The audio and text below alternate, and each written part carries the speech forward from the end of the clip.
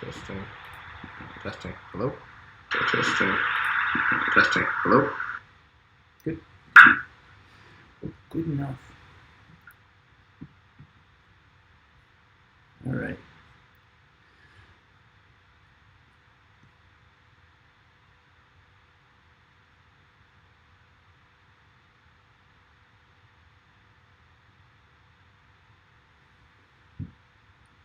Hi, everyone.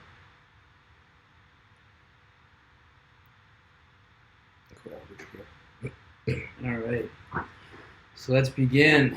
We just spent quite some time trying to set up our workstation. I think it'll work out nicely for this presentation. Today we're going to be testing some new toys that we got to build our car. We didn't get the car yet, but we'll simulate all of the required connections and use our multimeter to make sure that the outputs are behaving properly. And the only difference will be in the future that the motors will be connected to the 12-volt outputs. But we'll prove with a multimeter that we're getting the 12 volts, negative 12 volts, and 0 volts in conditions where we expect it. Yeah. Awesome. All right, let's take it away. All right. So my first step is to take the battery leads and connect them to our.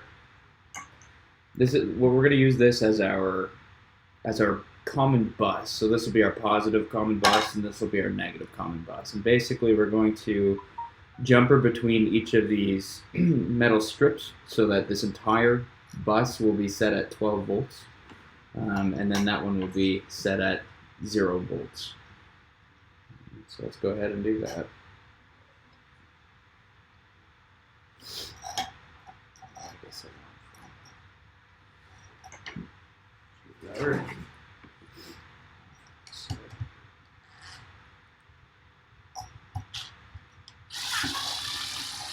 Fancy. Yes.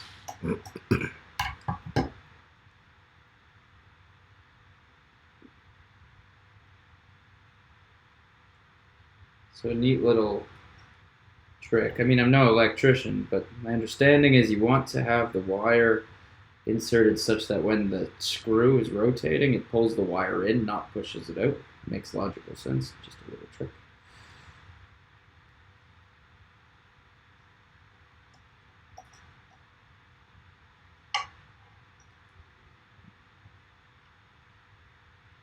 Make sure all the little braids of metal don't get too free. We want to avoid shorting our bus or shorting our battery as much as possible.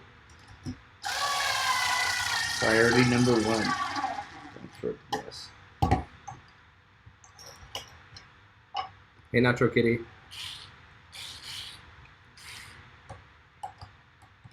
So we're currently connecting the wires to the battery up to the bus.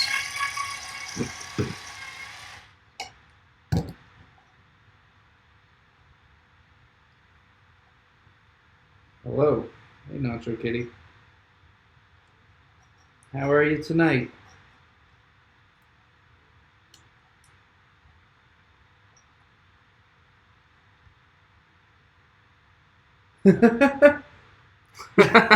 Fair enough. I won't use the screaming. I won't use the automatic mode. I'll do it the hard way. That's good feedback. Actually, I could turn off the mic while you're doing it anyway. That's okay. I just didn't realize there was a manual mode. I'll screw it in normally.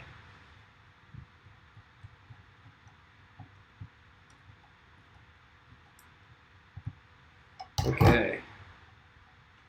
We're in there nicely. Yeah. The hard way. So nice, that looks great. Let's see this. And did you want those wires to fray over to there? That's fine. It's not going to short because this is going to be a common bus. All right, so the whole thing is good to go. Yeah. So maybe show it up the camera so everyone can see. Well, we're going. So right now, the only thing that's going to be energized is this screw and this screw, as well as this screw and this screw. Now we need to jumper between them, so that everything gets energized on this entire bus. I guess I shouldn't have screwed it down. So Nacho Kitty just wants a brief explanation. You might have missed it in the beginning. So for any people that are joining late. Yeah, so basically the objective here is we want to have a common positive bus and a common negative bus. We're going to jumper between all of these screws on this side so that every screw on this side can be connected as the positive supply. And the same thing goes on the negative side. So I'm going to jumper between all of these screws, and then that will make this entire bar the negative or the ground. So it'll be the ground that we can use for every connection, and this will be the energized or the positive for the entire circuit. So theoretically, on the car, when we mount it on the car, these will sit beside each other, isolated electrically, but sit beside each other, and then everything else will connect off of that while it's mounted to the car. Need some of this. Does that make sense? Need a TikTok of this. Yeah, very big breadboard. Which one's the bus song? Can you sing it to me? The bus song. I'm sure the wheels on the bus. The screws on the bus get looser and looser. Is that the one you're thinking of? Neon Jawbreaker? Cardi B. Can you make yourself sound like Cardi B? I think I just did. Oh yeah, that was close. I've heard that one. It's a good, quick mix.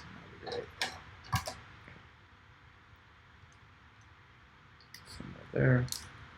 Some a couple equal lengths.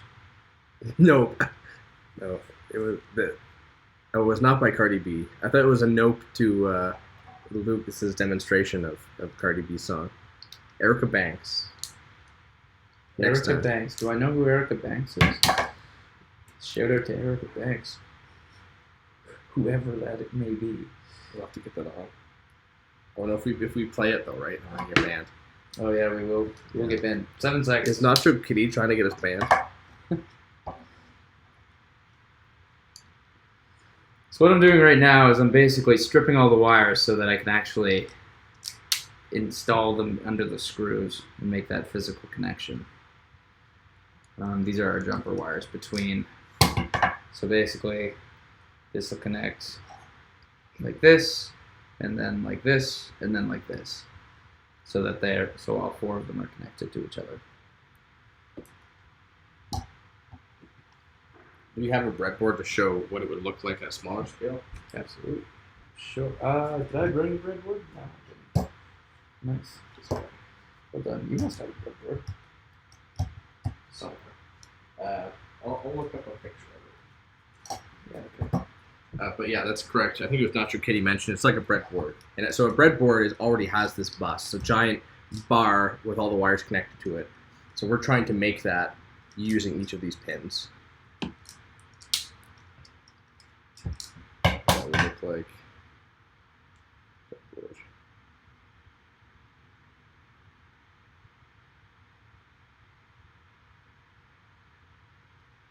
I don't know which of these cameras would be easier to see. I'll do it over here for now. Evan's going to have to act as the talkative one while I get frustrated So messing with these type these are wires. breadboards. So there's a bunch of little holes in each of this, and you're actually able to plug things into it. Let's see if I can find a better example. So you see each of those little holes, that's where the wires would go. And there's columns and rows, and in certain cases, the whole row is going to be connected. So you put one wire here, and any other pin will be connected to that same wire, because it's one giant bar. And so that's a bus. And it allows you to prototype and connect a bunch of things together. In our case, we're trying to get power from the battery. So we have positive and negative ends, and we want to be able to get the full circuit, and we're going to put that through a breadboard, or in our case, this bus that we've created. Yes. There's correct. We have lots of goodies here for today. We just got this ordered from online.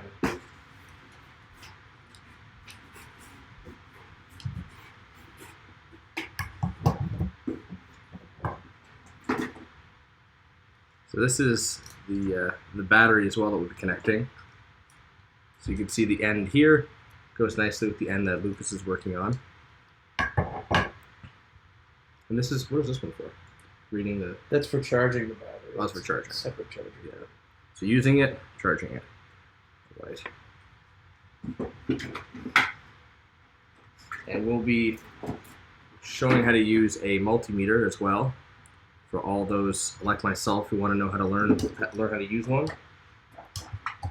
You're able to put both ends, the red and black ends on, and actually measure, in our case, the voltage. That's what we're We'll be measuring voltage. That's correct. That is correct. Got lots of wires. We have the male ends and female ends, so these are going to connect everything together. And this is what you'd normally plug into a breadboard, or in our case, plug into our new board that we're making. So a lot in store for tonight. Hopefully lots of learning. Hopefully it's enjoyable. Shout out to Mark Rober and Elon Musk for when they join our stream. Or even, maybe they'll watch the whole recap of the project. Yeah.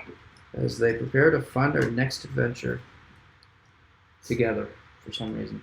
So Nacho Kitty is asking how much power. So in this battery, it is a 11.1 volt battery with 2200 milliamp hours. Milliamp hours. That is correct. So that's here. And, so Nacho Kitty is asking, those cords are bigger than normal. These cords are bigger than normal. Those are number 14. Number 14 is good for about 15 amps. We're going to be drawing about 6 amps in our project at maximum. And basically those are good for 15 amps. Those are your typical housing wires. Between number 14 and number 12 is what you'd typically see in a house. Yeah, that's basically the battery needs repair because those batteries are designed to be able to put out quite a bit of current. I would imagine that it's good it's good to put out somewhere along the lines of 10 amps. We don't need that much, so we haven't dug in that deep, but yeah, it definitely can handle whatever we need. That's actually a battery for a drone, and drones have 4 very powerful motors typically, so they need quite a bit more current than we do. And for comparison, so you see how thick this one is, the battery over here, and the green one here is what you normally use for a lot of our breadboarding. So very thin, but we need the extra copper. Yeah, we need so basically that little one, I believe it's a number 18 wire, and number 18, if I'm not mistaken, is good for about 5 amps. So I'll show you a little. Our entire project is going to take about 6 amps, but each individual connection is only going to need up to 2 amps of ampacity. It basically needs to be able to withstand 2 amps of current flow in any position, except for the only cables that actually need to be able to withstand 6 amps are these 2 big guys right here.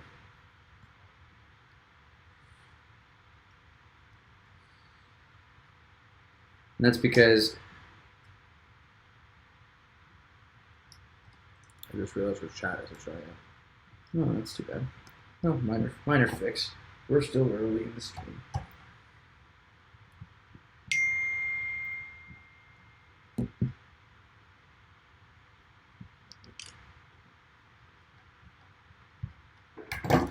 Still learning how to use Streamlabs OBS. But we're getting there. Yeah, it's a process. It's only episode 3. Episode 1 and 2 are a learning process. Oh, we have a new follower. The Wizrad. The Wizrad. Thanks very much for the follow. More exciting things ahead. Let us know what you'd like to see with our project. We'll try to cover it. Everybody in the chat should feel free to give us suggestions as we move forward. We're still in sort of the hardware stages, but once we move on to the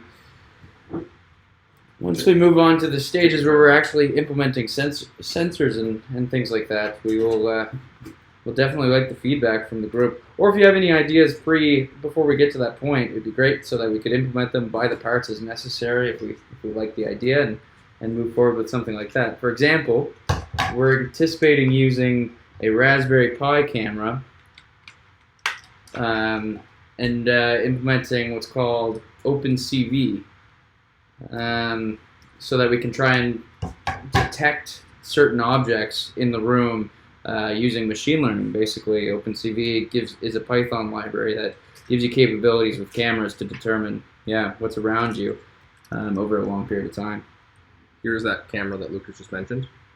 And here's our Raspberry Pi. Yeah, we'll be probably having a guest speaker, Nacho Kitty, on if you're available. Yeah, C++. The nice thing about Python, though, is that often you have C++ bindings for Python. So people write it in C++, making it very fast and really, a great library. But then they say, let's make it more user-friendly, and we'll work with Python and make a nice library that Lucas and I can easily integrate with. So it's gonna make it really nice, very readable, and we'll dive into the code. So if anyone's not familiar with Python or coding or OpenCV, we'll all learn this together. It's gonna be a lot of fun. But that's the little camera there, and we'll be showing it off a little bit later.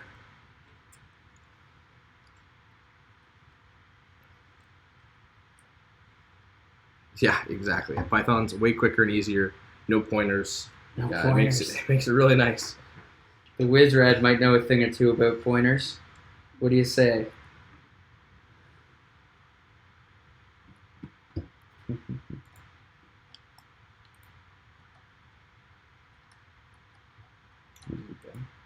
I don't know. Has anyone else used C++ pointers or anything like that before?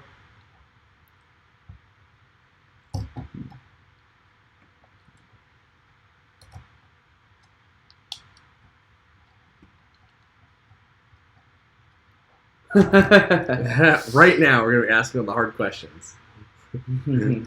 Is it the ampersand or the star that goes first? And when do you switch them? Nose goes. Nacho Kitty's having little flashbacks.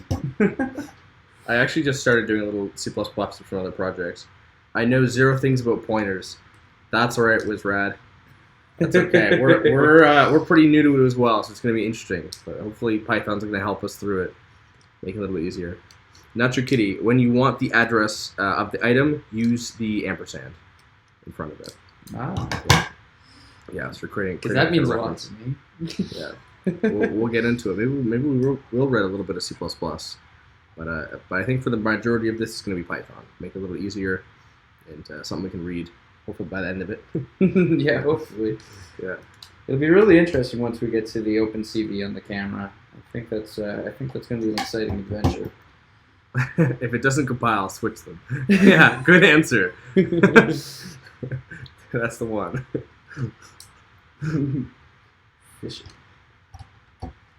This is a little bit of a tedious task, maybe a little bit more than I expected it to be, but at least we only have to do it once. Once this is done today, we'll never have to do it again. Yeah. Until I break it. As soon as you break it. So we ended up I went to Canadian Tire today to try and figure out how we were going to actually make this bus, because when I was ordering parts, I thought I had everything thought through, and I completely forgot that we need a way to connect the batteries to all of our components, because this wire is number 14, so it's too big for a typical breadboard or even a prototyping board. So we had to actually come up with. I basically went to Canadian Tire and got it's a terminal strip, I suppose. I'm not sure exactly what it would be typically used for, but today we're using it for building a Mobius Mechanica. It's gonna be cool. I don't know if you've caught up to date the Wizrad, but I can show you a quick picture of the car that we're trying to build.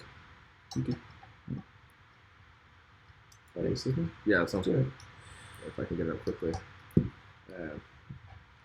You can share your browser if you have that capability. Yeah, let's see.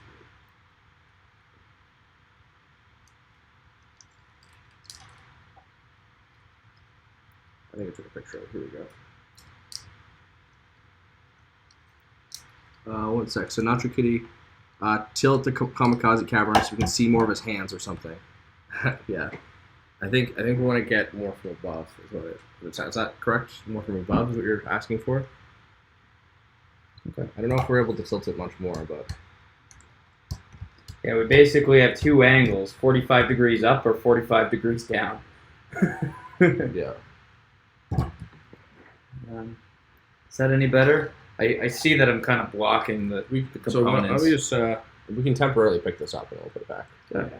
So let's put this out for a sec. So we take a closer look. So you see the wires that we're connecting. On my last jumper.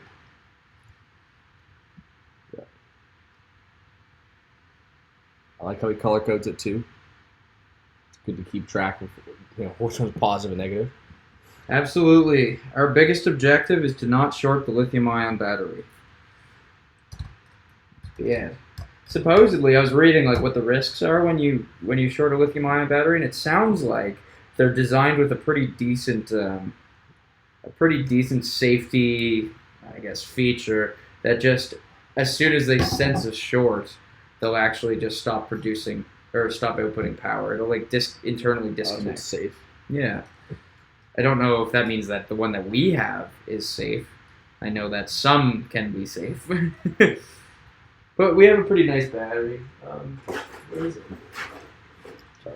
That's Right here. Yeah. So this is the battery that we'll be using, a 2200 milliamp hour, 11.1 volt battery. We're basically, yeah, that should be plenty of juice to power our 4 motors at full power for approximately 20 minutes. Our motors are 12 volt motors, so they'll probably draw a little bit of extra current with only an 11.1 volt battery, but that's okay. We'll be fine. And just to give you an idea what our motors look like. So this is our car, RC car with Mecanum wheels. So they're omnidirectional. They don't have rotation like you would expect from a conventional car. They don't go like this. They're always going straight or in reverse. And how we actually are able to turn the car is by changing the relative rotation. So we might take the front right wheel and spin that at a different speed from the other wheels. And some combination of the 4, their speeds are going to determine the direction the car is going. So it's going to give us a lot more freedom. It makes things like parallel parking pretty trivial because you can actually just say, go right, and it will just move right. There's no, forward, back, parallel parking.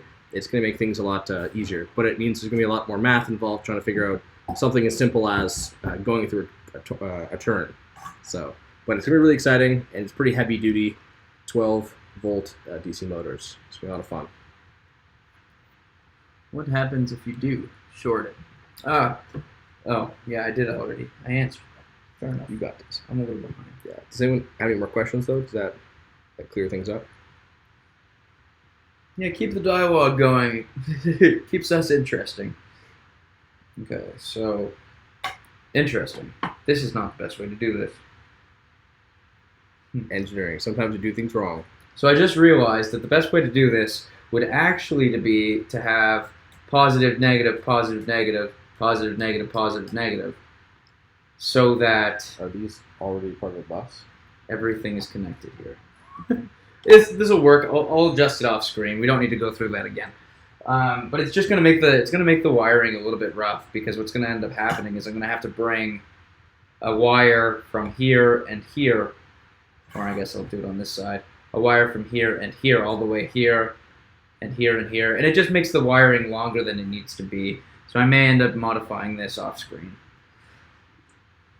Neon Jawbreaker, if you were able to build a different car and then have them battle, what would the other build you would use and be, and which would you win? Okay, so if we had a different kind of car design, like versus using the Mecanum wheels, like if we had one with Mecanum wheels and one with some other solution, is that? I think it's probably the question. The interesting thing about Mecanum wheels, yeah. So the interesting thing about Mecanum wheels, we have the 4 wheels, but of course something like a Roomba design where you only have 2, and then you're essentially just spinning around, and you could spin and then move forward and spin and move forward. That's a very simplistic design. It probably makes it a lot easier to work with. And actually, Lucas is one of his projects at Dalhousie did something like that with a 2-wheel design. It works for Roombas, works for Dalhousie projects, and I'm pretty sure it works for some other battle bots. I've seen some online that I'm pretty sure have a 2-wheeled approach, and probably keeps things simple. I think you still get full range of motion, and your pivot points ends up being a single pivot point. So you get some some more mobility. We will have more mobility than a two-wheel system, but it's a nice, easy way to have a really tight pivot point. So what we're working with right now, this device it's called a buck converter, and what we're going to use it for is to power the Raspberry Pi. So basically, one side, this V in and V wrong side. This V plus, V minus on this side. Not quite clear. There we go. Yeah, V plus. Trying again. Got it. We're going to put in our 12 volts on this side on the V plus, V minus, and then through a voltage regulation, it'll output 5 volts so that we can supply the Raspberry Pi its 5 volts as it requires. And this is actually a really nice chip. It has both a terminal output of the 5 volts as well as a USB 5 volt output. We were going to use terminals to power our Raspberry Pi originally, but a USB is much nicer. We don't have to strip any cords to make it to actually power the Raspberry Pi. I'll show you something on the Raspberry Pi. So there's 2 ways to power the Raspberry Pi. Well, 3 ways to power the Raspberry Pi. You can power it through the GPIO. 2 of these GPIO pins are actually power in and ground. But then there's also just a typical micro USB right here. And there's also a banana jack, which I've never used, but it's supposedly the same connection as the micro USB. So our original plan was to take a micro USB cable, strip it apart, and splice it so that we could come to a terminal block like this. Come to this terminal block and actually make that physical connection with a splice point, which would have been pretty gross. But we need to go through either one of these because they have basically protective diodes inside of them, so that if you end up having a short circuit somewhere in your circuit or an over voltage somewhere in your circuit, it doesn't fry the board. It's kind of it's just a back energy protection type circuit. Nonetheless, luckily we found a method to power it through a USB without having to do all those hacky shenanigans. So yeah. So Nacho Kitty is asking, volts in versus volts out. So I think you mentioned that. So we're having 12 volts go in. 12 volts in. And then this Raspberry Pi is powered off 5 volts. Correct. And the other pieces, like our DC motors, the battery's 12 volts roughly, and the motors are also 12 volts. So we're just going to go directly over a bus without something like the buck converter. But we want to make sure that the Pi doesn't explode. Yeah, and there's the voltage regulators that we have. Where are you?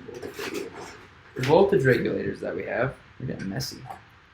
They actually have the ability to output 5 volts, but the problem is they're only good for a 2 amp output. And since our motors are both rated at 1 amp, a motor driver powers 2 of our 4 motors, and both of our motors are rated at 1 amp. So we were concerned that there was a possibility that we would overload that motor driver if we also powered the Raspberry Pi off of it. So better safe than sorry, we ended up buying a buck converter to solve that problem. All in all, it probably would have been okay, but too many a time I fried my components by saying, oh, it'll probably be fine.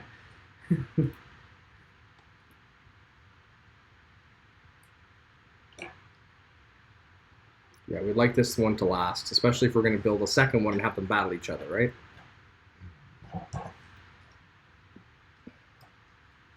Yeah, sure. Getting pretty crowded. Do we have any questions so far? Any questions would be more than welcomed, and it'll only make me better at explaining what I don't think needs to be explained, or I missed something, or anything along those lines. I certainly want everybody here to feel like they're involved, included, and excited to keep going. And I'm learning a lot of this too with Lucas. So this is fun for me because I'm coming from a software background, learning about the more hardware aspects. So I'm going along the journey with you. Do you think you have a method to bring up the circuit diagram we made last time? Give them a rundown of what we're actually building? Let me see what I can whip together. So last episode, we're going to call them episodes now. I'm not sure why. Last episode, we basically spent most of the stream designing the high-level circuit diagram for what we're building today. And that's what we're recreating in reality. But our first steps are actually going to be testing. So as soon as I connect this to ground and connect the battery to the battery input, we're going to be testing this device to make sure that we get both 5 volts, 12 volts out of the posts as well as out of the USB port, so that we can properly power everything.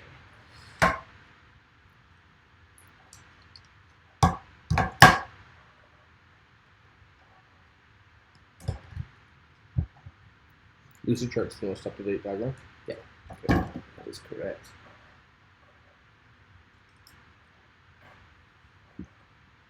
So we used Lucid Chart last episode because we decided that it was probably a quicker, since we were doing such a high-level design and we didn't need to include a lot of finer detail, we wanted to use Lucid Chart because it's pretty good for prototyping or just quickly putting some designs on paper. It was more of a thought experiment than anything, just to see what we needed to do to actually make this entire circuit work. So I'm going to put this on hold until the Lucid Chart diagram is up, and then we'll end up powering this guy up and we'll test our new device. Actually, I think I disagree with myself. This wiring system might actually be okay. Yeah, I think as long as we move it out enough. Yeah, I gave myself plenty of room to play. And worst case, we'll trim it up and clean it up. Okay, give me a sec. I gotta share this with one. Alright. Bear with me. Okay. I hope everyone can see this. Although now I can't see your chat, so that's gonna be a little problematic. So, yeah, we're going to talk about that. I'm just gonna make sure everyone's chat is still working. So the explanation of the diagram is reasonably simple. There's a lot of things going on in the diagram, but if you break them down one by one, they end up being pretty simple. So on the left side of the diagram, I'll actually use the mouse to kind of point. So on the left side of the diagram, we have our battery, which we will have our battery in reality. We will have our battery, and we have our positive side and our negative side. We have our positive side and our negative side. And we see that our positive side goes all the way over here to this voltage regulator, and our negative side does as well. So this device is actually our voltage regulator. So positive through the voltage regulator and back to negative. And the voltage regulator connects to the Raspberry Pi. So that'll connect to the Raspberry Pi through this micro USB. And then we move on to the second connection to the bus. So the second connection is actually going to be this motor driver. It's going to connect very similarly. It's going to get a positive and a negative, and then from the other side of the motor driver, we're going to connect positive to a motor, negative to a motor, positive to a motor, negative to a motor. So it's just a repeated sequence. It looks complicated because there's so many devices, but all the connections are just power plus and power negative. Every device needs a positive and a negative. We are actually representing as well. These connections here are the digital pins to the motor driver. And the idea there is the Raspberry Pi has the opportunity to control the direction of the motors, forward, backward, off, on, as well as the speed. So these 4 pins on this device, these 4 little pins here. I don't think they can see it. One sec. Oh, sorry. I think they can only see your face. All right, you can show them now. Okay, so these 4 little pins in this device. If we put voltage on 2 of the pins, then a specific motor will drive forward. Two voltages on the other 2 pins, the other motor will drive forward, and 0 volts, they'll drive in reverse, etc. We're actually going to get to that later in the stream, so bear with us. But I do want to run through what I just described. So basically, similar to the diagram, you have your battery supply, comes to a positive terminal, comes to your device, which in this case is the voltage regulator, goes to your negative terminal, and then back to your negative bus, back to your battery. So you have your circle, and it's fairly apparent that you do have a circle. So yeah, so basically that's the entire circuit for this voltage regulator. Now let's get into some testing.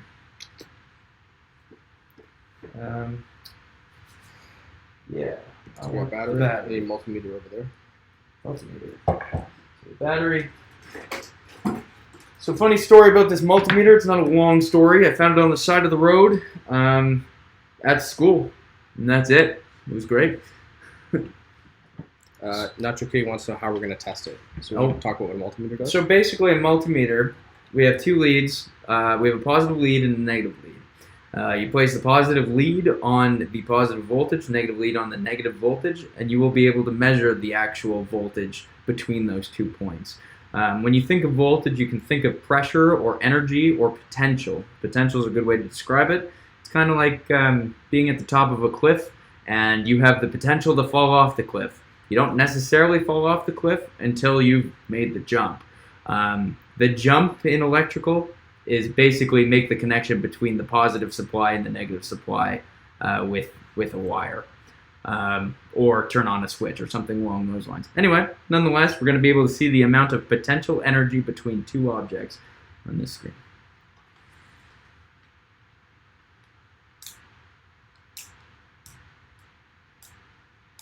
So my multimeter actually has both AC and DC functionality. So I have to switch to DC. This is a direct current circuit. AC would be something like the circuits in your wall in your house. DC is basically everything that connects to the walls in your house that are digital, like computers, phones, or things along those lines. Motors are typically AC, like a fan would be a complete AC supply in most cases. All right, so we're now energized. We have, let's move some of this stuff. We're getting a little crowded. Let's go up here. Yeah, take those things as well. So we see that the light is on, so that means our circuit's working. We're going to see. Can you see the number? Yeah. There you can. There we go. Okay, so if we test between these 2 points, we're going to get 12 volts. That's the hope, or approximately 12 volts. We might actually see a little bit less because we have a load. Oh, and we should probably go positive to positive, like I said. So we should get, yeah, probably something along the lines of 11. Oh, 12.52. It's fully charged. Oh, I guess we don't really have a load. Nothing's actually drawing current other than that little light that's turned on. But once we plug in the Raspberry Pi, I would assume that we're going to lose a little bit of voltage, just because this is actually an 11.1 volt battery, not a 12 volt battery. So that tests the battery. The battery is working. So this should also say 12 volts, and it does. And then now this is the one that tests to determine whether or not the buck converter or voltage regulator is actually working. If we see 5 volts here, the voltage regulator is working properly. So we see 5.21 volts, which means that it has appropriately reduced the voltage to 5 volts. So now we'll test the output of the USB by connecting the Raspberry Pi directly. If the Raspberry Pi turns on, then it's working properly. If the Raspberry Pi fries, then it's not. So we see that the Raspberry Pi is lighting up. See the Raspberry Pi is lit up. We don't need to go any further in testing the Raspberry Pi at this time. We'll try it at the end of the stream. We're going to start diving into some of the software capabilities of the Raspberry Pi. But for now, that's enough to say that this entire circuit is working appropriately, which is phenomenal. It's kind of rare to have a first try. Hardware, it's a little bit more common. Software, it's, as Glavin would be able to share, software is a little bit more challenging to get on first try. Maybe he disagrees. Anyway, we'll unplug this. That's pretty good. No fires yet. Nacho Kitty never happens. First try is a myth. But we should incorporate in this circuit, maybe we will at some other point, we should incorporate a switch between these two components so that we have the opportunity to switch it off instead of having to disconnect them. These are really tight connections, and I kind of get nervous when I pull them apart. I'm scared that I'm going to tug the actual wires out of the connector, but we'll fix that down the road. He works out a lot. So that's that circuit. Now let's just put that one aside. Actually, let's just test. We're going to test all of them from these two leads, just so that we can get through all of the tests. Where is my... Oh, sorry. Got it. Do you want to do this one? Yeah, I can do it. All right. Let's switch around. So Lucas taught me the things. Let's see if we can do it together. So we have in the back here, let's see. I doubt you can read this. So at the bottom here, it has 12 volts, ground, and 5 volts. So what that means is we want to be able to take we want to take in the 12 and get out to 5.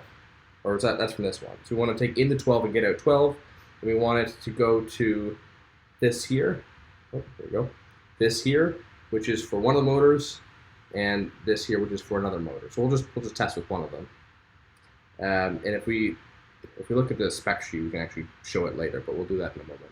So first step is to actually get the wires connected to this. So we're going to connect, you said one of these ones? Yeah, just unplug them right from there. Cool. And then the first thing first, make sure batteries are unplugged. Yeah. So we're going to take this. So I'm just taking off the red lead there, taking off the black one. And we're going to plug that into this guy. So red is positive power, right? So that's our 12. So 12 is here. So we're going to connect it to this one. So stick it in there. Good. Yeah. And let's make it nice and snug. You want to make sure it doesn't come out easily, just a little bit. And then the next one is going to be our ground. So again, ground is in the middle. So we'll do the same. There it goes. And now we have our ground. So we have red, 12 volts in. We have our black for the ground. They're both connected to the respective pins. Would you like to simulate the motor as well? Yeah, we can do that. We have another... You can use those female to male connectors like I did last time. Yeah, just rip them off. That's fine. Okay, very good. We want to show the spec sheet. I don't know if you have that up. I don't think we're prepared for that. That's okay. I can just explain. But yeah, so we let's just say we looked it up, and we looked at the software, and we'll show that later when we get to it. But we looked at the software for this device here, and we said, okay, if I want to make the motor, this one on the left-hand side, or motor A, for example, if I want to make motor A turn clockwise, what do I have to do? And the answer to that is these pins here. Let me move this a little closer. You need to use a combination of these pins here. So there's 4 pins. Yeah, 4 pins, and they come in pairs. So the first 2, so you have in 1, in 2, and you have in 3, in 4. So in 1 and 2 map to this motor here. And if I recall correctly, the configuration is it high for in 1 and then low for in 2? That's correct. So high would be our full voltage. So in this case, it would be the 12. 5 volts. Just 5. All right. Don't use 12 volts. It will fry the board. Don't use 12 volts. So that means I have to pull from here. So because this is getting 5, right? That's correct. So this is also converting. It's taking in the 12. I don't know if you guys can see that. So it takes in the 12, has the ground, and it actually outputs another 5 over here. This 5 we can use for these input pins. And the reason why they're 5 is because conventionally they're controlled by the Raspberry Pi. And as noted earlier, the Raspberry Pi runs off 5 volts. So it actually takes in the 5 volts coming from the Pi, and it's able to control how these things work. So in our case, we want to configure it to turn clockwise. So I'm going to take out the 5. I'm going to put it high, is the pin value should be high, high being your highest values or voltage of 5. So I'm going to connect the first one into here. And now we've pulled, is it pulled up?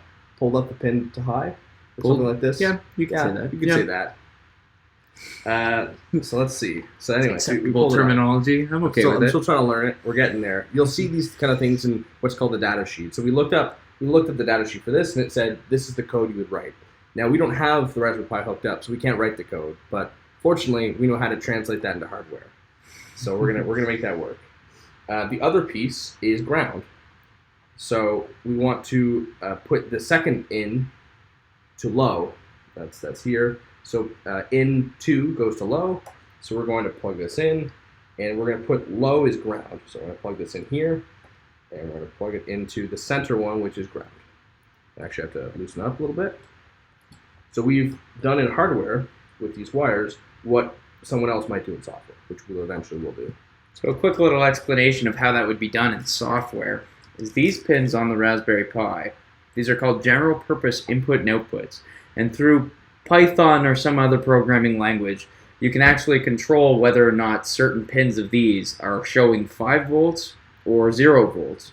So that means if you wanted to make the car go forward, you could simulate a 5 volt and off one of the pins and a 0 volt off another one of the pins, and that would cause a forward motion. If you wanted to go backward, you would reverse the two. So that the second pin that was originally a 0 volt would now be a 5 volt, and the original pin that was a 5 volt is now a 0 volt. Now to actually reverse the direction of the motor.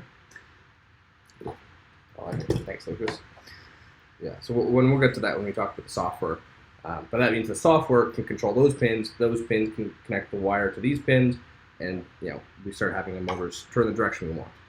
So now, if this is all good, in theory, if we configure this correctly, so the in1 high, in2 low, this right here should be turning counterclockwise. So we should be able to connect the multimeter to it and read the values that would be, counterclockwise or clockwise in this case. Yeah. So we should. So if we removed those wires, we would see 0 volts, and if we have those wires connected, we would see 12 volts positive. That means clockwise direction. It's 0 volts when both of the connections are low or quite literally disconnected. So we're going to show both of those things to make sure that those digital pins are operating correctly as well. And you'll be able to see that the motor would technically go forward and stop just by seeing the amount of voltage provided to the motor. Mm-hmm. And the motor itself is broken up into 2 parts. So it's not just one pin, as you might have noticed here. It's actually a pin here, another pin here, and these are used for the strength of it, the speed, mm-hmm. and the direction. So you could say, I want to go full out forward, but in full out in terms of speed, but then in reverse in direction. And that's why it actually outputs 2. So in this case, with both of these not connected, it would be 0, 0, low and low, representing don't move any speed, and I don't care about the direction, or whatever the default direction would be. Mm-hmm. Okay, so if this is all good, Lucas, then we should be able to plug the battery in and check the multimeter. Yes, sir. I believe in you. Believe in me? Yeah, do you believe in you? I don't think my life insurance can handle this. All right, let's do it. All right, so we got this guy here. We got a battery. Let me take some of this stuff. Yeah, we're making a grand mess. This is awesome. We'll get better at the organization. One would say I'm not great at it. So, battery, moment of truth. It's going to here. There's nothing going in. You can see with the multimeter, it doesn't actually do anything right now. I'll just get this out of the way for a second. So we want to show it this way. A little higher. There you go. Perfect. Let me know if you can't read that anymore. Okay. So of course, nothing's going to come through right now. This doesn't have any values to it. So this is 0. But as soon as we plug in the power, magic will ensue. So let's see. All right, everyone, be careful. Look for smoke. Don't let the magic smoke out. Yeah. They say They say that the magic smoke is what runs electronics, and when you short something, you let the magic smoke out. That's the entity that allows your electronics to operate correctly. And here I just thought it was electrons wiggling. Oh, I did something. All right, let me just double check this is configured properly. So yeah, so we got it on our voltage mode. So that's the V, and we also have it on DC is selected. I doubt you can read that. Yeah, DC selected. Okay. I think it's probably because I touched the ends together. Yeah. It's fine. All right. So let's just double check everything else is good. So we have here, again, our red is onto the positive end, and we're reading the 12? Yeah, 12 volts. So we know we're still getting 12 volts in. Great. Now, what if we switched around and we go here? Are we getting 5 volts out? That's what we expect. The answer is yes. Looks good to me, 5 volts. Okay, that's great. So now that we have 5 volts coming out and going into here, let's take a look at these. How do I do these ones again? Yep. Doesn't matter the direction. We got 12 volts of. Whoa. No. I don't know. Uh-oh. Oh, just check it. It's turned off. You won't be able to fry that. We definitely do not have enough energy here to be able to hurt this multimeter. This is an industrial multimeter. We'll be okay. So it sounds like challenge. And, Challenge. We will accept that. Yeah. It's good for 1,000 volts. We're playing with 5 volts. We'll be okay. So how do I measure this again? So these are 2 separate pins, or are they not?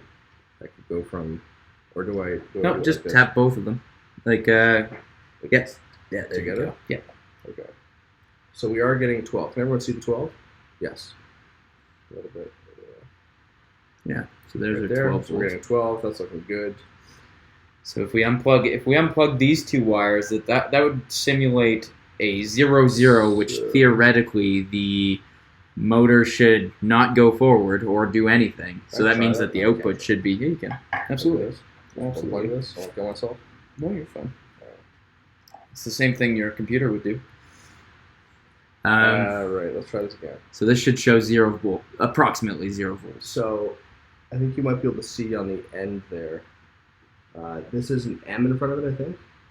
Yeah, it would be an M. Yeah. So MV. So this is very, very small, but it still registers it because it can measure that small, but it's effectively 0.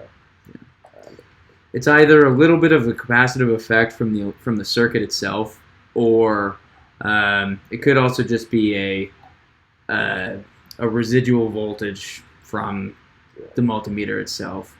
And that's from unplugging this. It's just such a low value that the multimeter isn't good enough to be able to recognize it. Okay, I'll plug that for a moment. All right, what else would you like to test? So I think that's good for testing the components. So next we'll build the entire circuit so that it's one full entity. We'll have both of the motor drivers connected, and we'll have the buck converter connected so that we can power the Raspberry Pi. We're just going to do a one-shot, the entire circuit energized. And then we'll move on to the Raspberry Pi and actually start manipulating the data pins so that we can change the direction of the motors and things like that. So that means we can get rid of these 2 wires and actually hook it up to the Pi instead. That's correct. Nice. That's correct. All right. I like it. Do you want to build the rest of the circuit, or do you want me to? We could do it. Let's do it together. All right. You want to do the other one of these? Yeah, get the other one of them, and then also this. Is it in here? Or you pull it out of it? I think it is in there. Yeah, there's a lot of stuff in here. My grab box. I'll be right. Okay.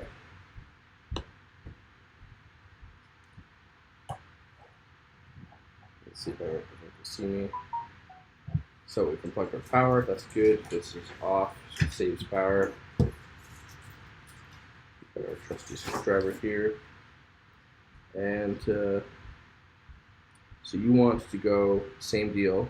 Same deal. So we're gonna go another one of these black guys. It's gonna go to the center again for ground. We're gonna power to power. Let's do that again. I don't know how to use this. I'll find out. Just a screwdriver. I'm a software guy. He keeps like challenging me. Nobody will. Right, lefty loosey, right? Does anybody have any questions so far? We would love to explain further. Specifically because it helps us to understand a little bit better. You gotta remember that. You gotta remember that we're all learning together. This is a lot of new components. These are a lot of new components that maybe a question would help us think in a different way about them and maybe understand something that could help us in the long run.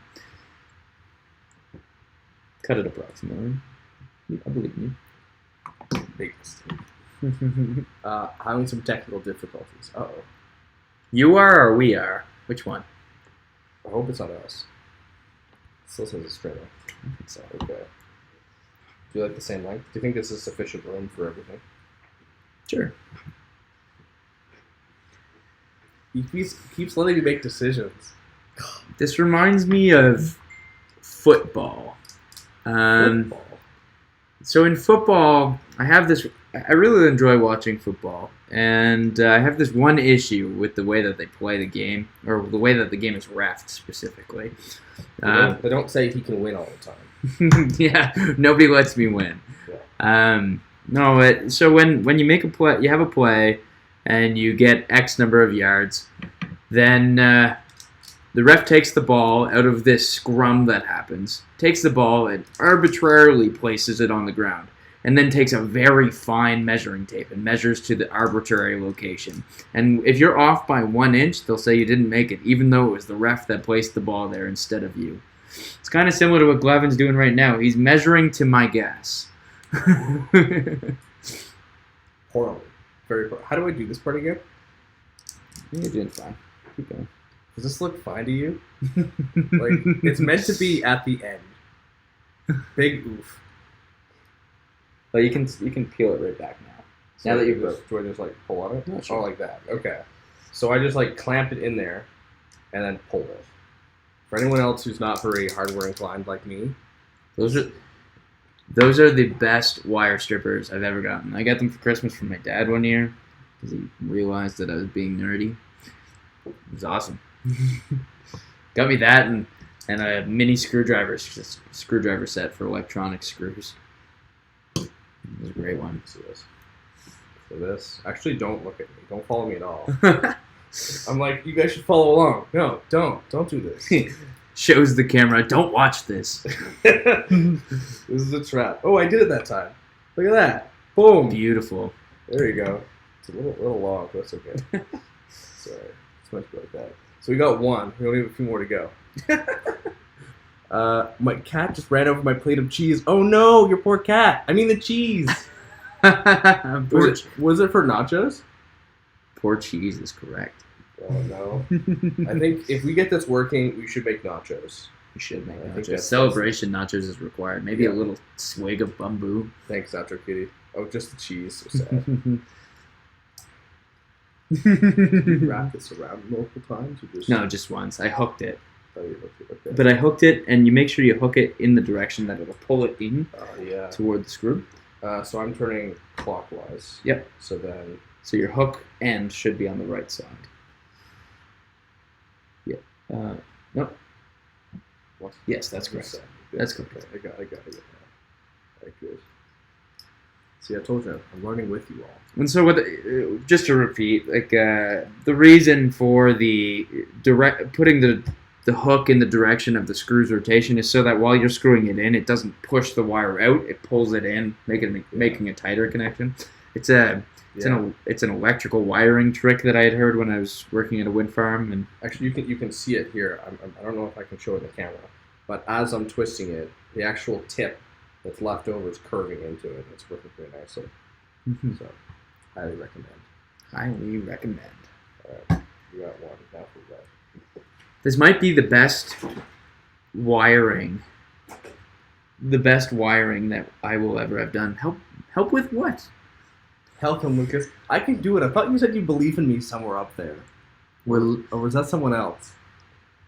Yeah, I think it was someone else. It was someone else. It's alright. It's alright. I can do this. Just wait till we get to the software. No, it was Nacho Kitty. Maybe Nacho Kitty's Nacho two people. Kitty. You're two people. You're a little bit, yeah. How did I do this before? That's here, right? Yes, this one? Yeah, sure. So I'm not usually allowed around sharp knives. Tilting the camera. Oh, I see. Yeah, Lucas, help me with the cameraman stuff. No. You're doing great. I appreciate the conversation. Alright, let's see. Alright, so again, put it in here, pump it away. Oh, boom. There we go. See? Third time's a charm. These are gonna be great. I will help next time. I think the explanation was strong enough that the visuals weren't really necessary. The wire curled. The wire did curl. We'll probably have a flowchart about it later, don't worry. Looks like we have more viewers now. Maybe one of them's Elon Musk. Shout out to Elon Musk. Shout out to Elon Musk. Let's find out. Oh, they laughed. Oh, no. That was Elon. That was Elon. We also have Commander Root, I think as well as also joined. I think that's one of those virus people. What? We can't say that. Commander Root, are you here? Are you here with us? Should give somebody... Nah, it's okay. Elon Musk is me. Wow, Elon is here. Does Elon also like nachos? That's actually a really good question. I think we should ask him that. Elon must have quite We could ask him out for nachos sometime. Just be like, hey man, hit us up. Nachos, talk engineering, would be great. Once we... Bot. Yeah, exactly. Bot. That's the word I was looking for. I had a thing. Oh, it's this thing. Alright, so. Like that. And then it's going to like tighten itself. This is the worst. I think no one should watch me. This is actually the worst. No, that was terrible. Look at that. It sticks out. Invest. What about Mark Rober? Is Mark Rober in our chat yet? He will be. That'd be great. I love watching his videos. He's one of my inspirations for doing this, by the way. Definitely check out Mark Rober if you haven't already. Big shout out. All of our followers, get over there. Yeah, Mark Rober. We'll shout out Mark Rober. He'll shout us out back. It'll be great. Wait, why did I plug it? Oh, that's okay. You're doing great. Okay, got this. I've been all right, so thank goodness. All right, so we got power, check. Ground, check. And some squirrels. We know 12 volts. 12 volts is on this side here. So, boom. Wow, this is really long. Why did I cut it so long? Yeah, I had to trim mine when I did it. Oh my god, it's just needlessly big. Like, what? Yeah, and you should trim them. He should trim them just because if he shorts at that location, it'd be the same as shorting the battery, and it might cause the battery to fail. All right, how short should these things be? Like a quarter of that, probably. Oh my god. I think I can just make it close to my eyes. How's that? That's probably not too short. Oh, really? We'll definitely check that out. I didn't know that. He's on TikTok as well? That's fantastic. I thought he only produced content once every 6 months. What happened to that? I was just thinking I need to spend more time on social media. And that's a great way to make that happen. You're making dreams come true. I had no idea. Shout out to Mark Rober on TikTok. Still. Oh, you know what? I have to unscrew this first. I was like, why is it not going in? You gotta get it prepared. Wait, where did I put it? Oh, here it is. Also, make sure your tools are not under a lazy Susan. Okay. Let's get here. So 2.5 million followers. That makes sense. Time to catch up. We'll be there soon. We have 6 viewers. More than him right now, I bet. This is not streaming. Yeah, maybe. Okay. Why is your mouse sensitivity so low? I don't know. I didn't even configure it. It's the first time it's ever been plugged in this computer. There's no wonder Glavin can't handle mouse and keyboard. His sensitivity takes 4 mouse pads worth to get across the screen I once. always use my trackpad. All right, vote time. Mouse or trackpad? Not for gaming, but for everything else. What do you think? Go. Does Glavin have? What's the movie ask? No, we don't. What's that? You keep buffering every few minutes. Dun dun. Like the whole stream or just this? Yeah, is it the whole stream that's buffering, or is it mouse for everything? Oh. You're a mouse guy. Yeah, maybe. Definitely improve the sensitivity, though. Sensitivity should be a full screen and half a mouse pad. This is my first mouse in a while. I got it now for gaming and for graphics and video editing and stuff like that, but They're useless. I don't know. I actually like my so this MacBook here. It's a trackpad, but maybe it's just after years of trying it out and using it that you just get comfortable. But He's also got one of the newer Macs, so his trackpad's like half the size of the keyboard. It's kind of huge. Like I don't understand, but I love it. Can you no? I don't know if you can see that. See right here. It's blurry for some reason, but it takes a second to focus. There. But yeah, the trackpad's massive, so you have a lot more control. Yeah, I quite like it. But of course, I don't mind being mobile and having a MacBook like that is really helpful. My computer still hasn't come in yet. I'm pretty disappointed. Yeah, Lucas just ordered a new computer. It's pretty exciting. It's gonna be pretty snazzy if it ever shows up. Yeah, it's you only buy Macs with a trackpad. That's the only thing. Other laptops, they're a waste of space, but for Macs, you're just paying for a nice trackpad. Yeah. Or the touch bar at the top, right? You just need more touch screens. All right. So what do we have here? This guy's connected. We're gonna redo this as well to make it spin. Or do you want to just skip right to the pod? No, we're gonna skip right to it. So let's unplug those from that. All right. We get the point across. The devices work. Cool. Next. All right, let's do it. Can you make sure this is all good before I plug it in and try something? So, black to ground, this to that. I cut them short. We gotta plug this in too. Where did that come from? This is the buck converter. This guy. You might want to shorten that one. We'll tinker with it after. We'll build the circuit. And we'll tinker with it after. It's not enough with this guy. Yeah, you gotta fix that. He's bus. Always like, it's fine for now. You gotta fix the bus. He was drawing a circuit diagram, and his bus looked like this. Yeah. And I was like, that's not acceptable. Hey, He's like, that's a minor detail. That is not a minor detail. Come on, real circuit diagrams have curves, okay? All right, let's see. So we want to do this. So how did this guy go? So we're going again, same thing, but shorter. Take a look underneath yours. All right, so we got bin plus and bin negative. So that's our. Oh, actually, it's not outside. I want this side. Nope. You want this voltage in. Okay, yeah, you want the 12 volts. This is the 5. Yeah, 12. So we're going 12 volts in. There we go. 12 volts in and 5 volts out. Over here, right? Good work. And yeah, look at that. You're so surprised too. You got her. All right, so good. So we need more wires. That means I have to use this tool again. We know how that goes. All right, back to it. This kid never had a MacBook. Oh yeah. Yeah, I think once you go MacBook, it's hard to go back. I am thinking about buying a PC for doing some graphic processing and things like this. So it's gonna be interesting, very interesting to see what it's like with me on a PC. We shall see. Yeah, I don't know if I told the Wizrad that I bought a new computer with a 2070 Super graphics card. It's gonna be pretty sweet. Might be super. It's gonna be pretty sweet. You want it shorter, you said? Dude, do you? We'll clean it up after. Yeah. He's like, do you? And then after I do it, he's like, that was terrible. Do you, but better. Yeah, pretty much. Just wait until we get the software part. It's going to be fun for me then. I'll remember this. He'll be trying to ask me to do the software, and I'll say no. Actually, that's a good idea. I think we should have Lucas do the software. Let's see how it goes. It'll be good fun. I didn't have off-screen practice to do software. Oh. Dun, dun, dun. He called me out. I called him back. This guy. It's required. I am not going under the bus without bringing somebody with me. This is when we play that bus music that was mentioned earlier.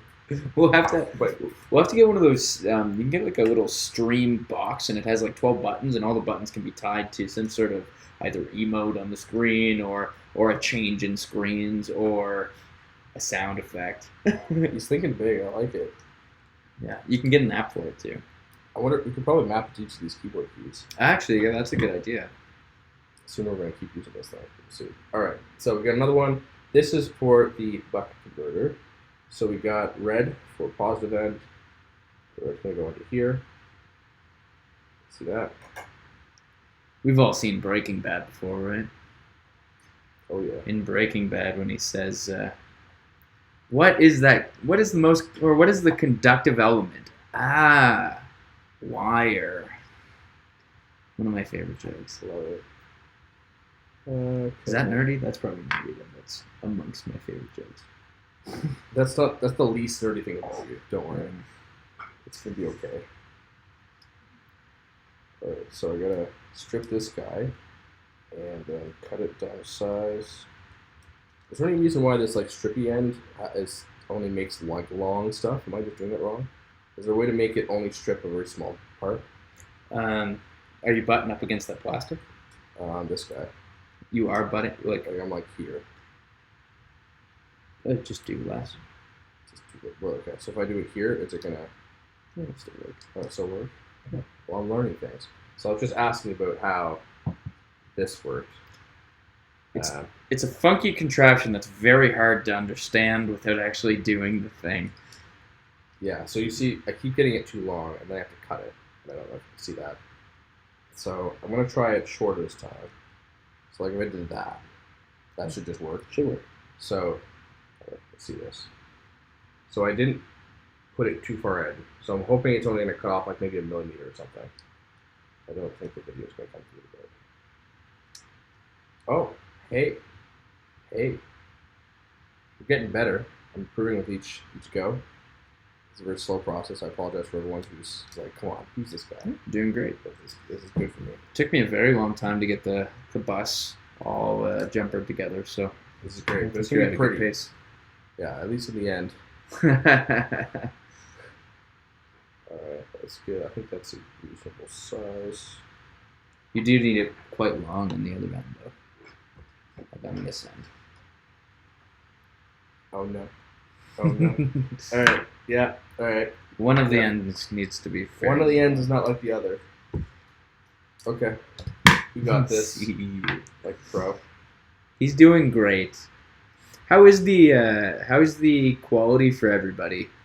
I've heard tell that it's a little buffery at some points in the stream. I just want to make sure that it's not on our side.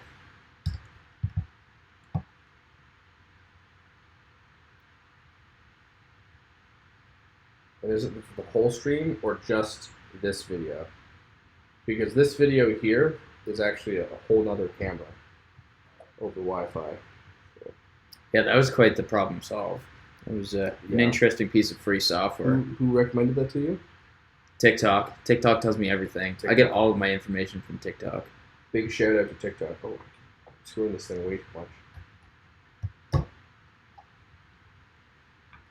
So I need. Jawbreaker spoke too soon. Well, that's good. That's good. Oh, Wizard. wait. How do you want to lay these? So should I just put this on top? Oh, no, it's the wrong end. You could just make it more longer wire. I think a longer wire would go a long way. You said make a longer wire? Well, it looks like you kind of want to be over here somewhere. Okay, you know what? This is gonna be easier. I'll just like switch these out because these are long wires already. Yeah, that's fair, Wizrad. I mean, there's probably a bit of us too. We have both of our cameras connected through Wi-Fi basically separately. So there's definitely room for error on our side. We're just happy that the camera, even from our perspective, the second camera, the one that's showing all the electronics, we're just happy that one seems to be staying consistent for us. We definitely need to work out some kinks and maybe figure out how we're going to get an Ethernet cable next time to our components, but we're surviving for now. Pretty close. Yeah, the problem is the internet is good, but the Wi-Fi is atrocious, and we got so many things. It's hard to like get them all wired connected. So I realized that as soon as we started, I was like, how unfortunate. Yeah, use a nice long red. He needs me to cut another one. I'm just gonna make them all long. You told me to make them short before, but I'm gonna make them all long. Oh, you disconnected this one? I did because I wanted to take this one. Okay, you do you, man. Keep going. Do you? You're doing fine. Maybe I will put it back. I don't know. Yeah, because like I mean, I'm thinking that could be there, and then this one just reach I'm across. gonna do that. The wires were a little bit longer, so I was hoping to. Yeah, so you're probably starting to see now that it would have been a lot better for me to jumper, like if instead for jumpering the positives, if I went positive for this one and positive for this one, and then negative for this one and negative for this one, then I could have had the circuits right beside each other instead of having to crisscross. Um, but I mean, it's a learning experience where I don't do enough electronics to really understand, I guess, laying things out well. If you were on the last stream, you would have seen our most recent car design, and it was not well laid out. I can promise you that. But it worked. Yeah. Okay. So is this long enough? That looks great. Yeah. He's so upset about it. Okay. I'm gonna put these back. Do we at least have a long? No. Yeah. Okay. You do. Keep going. You have plenty. I brought plenty of wire. I don't know about that. I want to go right through it this way. It's making wires for days. All right, back to this. See, at least we're getting good practice now. Where's I? Oops. Get out of nowhere. All right, so after we get all this connected, we'll have everything off the battery. And we'll be able to finally, it's a small one. And not this one. We're off the battery, and we can start playing with the Pi. Do some cool stuff. Yeah, it would be pretty sweet. Okay, so we're back on that one. I have a long red. I need a long black doodle. I think that's one of the hardest things is physically laying pieces out. If you use this black for this one, and then use a shorter black here, so that this doesn't. It's kind of what I was going for. Then I have to undo this. Yeah, I'll do that. You don't have to undo that. But I want to make them all lined up. Sure. No, fine. I won't do it. You do you. That's fine. He doesn't like it. We're trying to make this a little bit bigger, but it's fine. We'll just put it in. We could also, in the future, it might be better if we use each of the screws for 2 physical connections instead of just one. That might give us a little bit more opportunity to be a bit neater. But again, it's one of those things where it's kind of like how I used to program when I was in school. You know how you learn this thing called debugging? I didn't do that before. I used to just say, I can write it better a second time. Delete, try again. My code always looked good because it was my 3rd try. Yeah, the teacher's like, "Oh my God, it's so good, Lucas." Little did they know. And that's why I could never be a software developer. We'll see if we can change that. I'm trying to convert them. We'll get there. Okay, so we got that. Is that too short now? No, it's fine. We're almost there. Thanks for bearing with us. So when we actually go to do this, what we'll do, instead of trying to guess the size of the wires, we'll mount all of the components first onto the car, and then we will size the wires appropriately so they're not longer than they need to be. I think that will solve a lot of our problems. And we're going to be using Velcro. Got some Velcro off Amazon so that we can mount it. We were going to use double-sided tape, but then Velcro came into my I don't know, Amazon. Velcro came into my eyes, and I was like, oh yeah, I definitely want that instead. I think it gives us a bit of opportunity to be more versatile and, try things 2 or 3 different layouts, and I think it keeps things nice. And it'll make parts a little bit more reusable so that we don't just have everything taped up. Even though everyone loves a good electrical tape design. I thought we were going to build it out of electrical tape. But it's basically everything else I've ever built. Just electrical tape. Well, that'll fix it, electrical tape. I need a power supply? I'll cut open a wire and electrical tape it. Actually, do we still have that? That's what we did to test out some of these components when we first bought them. That was actually connected to this. Oh, yeah. That's exactly what we did yesterday. It was connected with, or the day before, it was with electrical tape. This is too long. To be honest, out of all the purchases we made for this car so far, I'm most happy with the Velcro. I'm happy with the Macadam wheels car, We didn't get the car yet, though. but it's not here yet. Doesn't quite count. So it doesn't count yet. I'm a little sad it's not here. Alright, I have just tons of flecks of metal everywhere. Should probably clean it up at some point. Okay, so we have everything wired up. Alright, I think so. Yes. So that's our entire circuit. We're gonna plug this in and run through an entire test similar to what we just did. We should recreate this on this so that we can test this entirely as well. And then we'll test the entire circuit, and then we'll move on to the Raspberry Pi. I want to call it good, so we didn't do that. Yeah, the car is traveling across America right now. All of America. All 50 states, I'm pretty sure, according to the package tracker. All 50 states. Yeah, I'll do that after. Oh, what's up?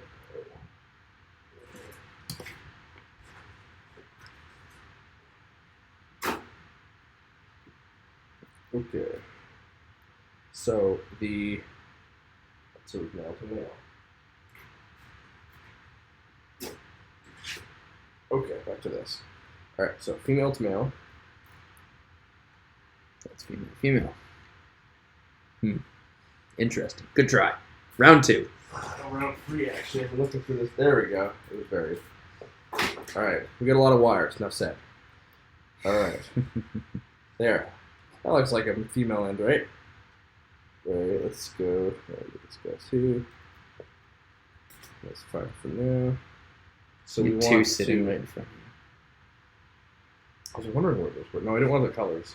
you. Didn't want the colors. Grabs Grabs the wrong wire. He's more worried about the colors than he is about the function. Color. I'm gonna fix these later because that upsets me. Look, it's red to red, and the red is rounded. All right. I do want to point out Glavin's shirt. Oh yes. So Glavin's shirt is actually. I don't know if anyone see this, but yeah, I can get it closer. Use that one. That's probably easier. So this is. Oh no, Lucas, what happened? Press the home button. Oh no! Oh no! Oh no! Oh no! What are we doing? Remember when they said get rid of the physical home button? I think a touchscreen button would be better. They were wrong. Not helpful for streams. Alright, I'm gonna continue this while you. Well, fix your mistakes. Fix it, Lucas. Fix it. Actually, I'll use orange one. Well, it's simple. Changed its logo. Fantastic. Well, All right, here, let's take a look. So, I think this is backwards, but so this is actually a shirt we made for a hackathon at St. Mary's. So this is for Hack a Week, and it's using your brain power plus Linux plus a Raspberry Pi, and that equals prizes because there was prizes at this event, and it was a lot of fun. Many years back, we had some really cool people going out and building awesome things, and it was great because we had people from high school that were doing it, and there we go. High school and universities, everyone coming together and building awesome stuff. So I figured this shirt would be apt because we're using Raspberry Pi today. All right, back to this. Stop distracting me with this. We want to go from. So again, we're going to try to do the same thing. We're going to go from 5 volts out. That is our high. And we're going to bring it into input 1 data pin. Okay, there we go. So now our high is there. And then we're going to have ground going to our in2.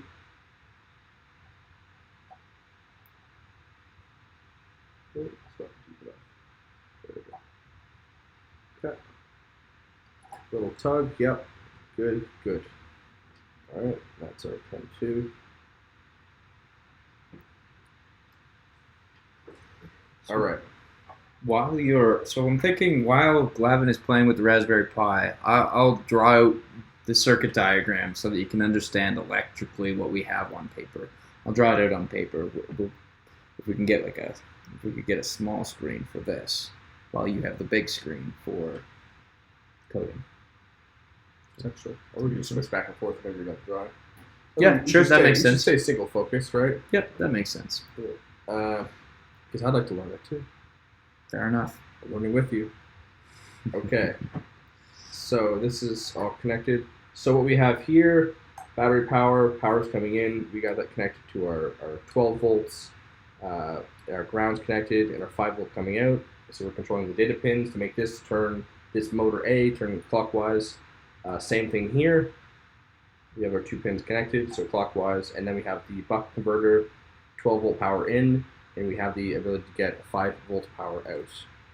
And we should test that before we plug in the Pi, but we've already done it, so it'll be okay. Anything you want to review here? Are we good to go? Plug it in.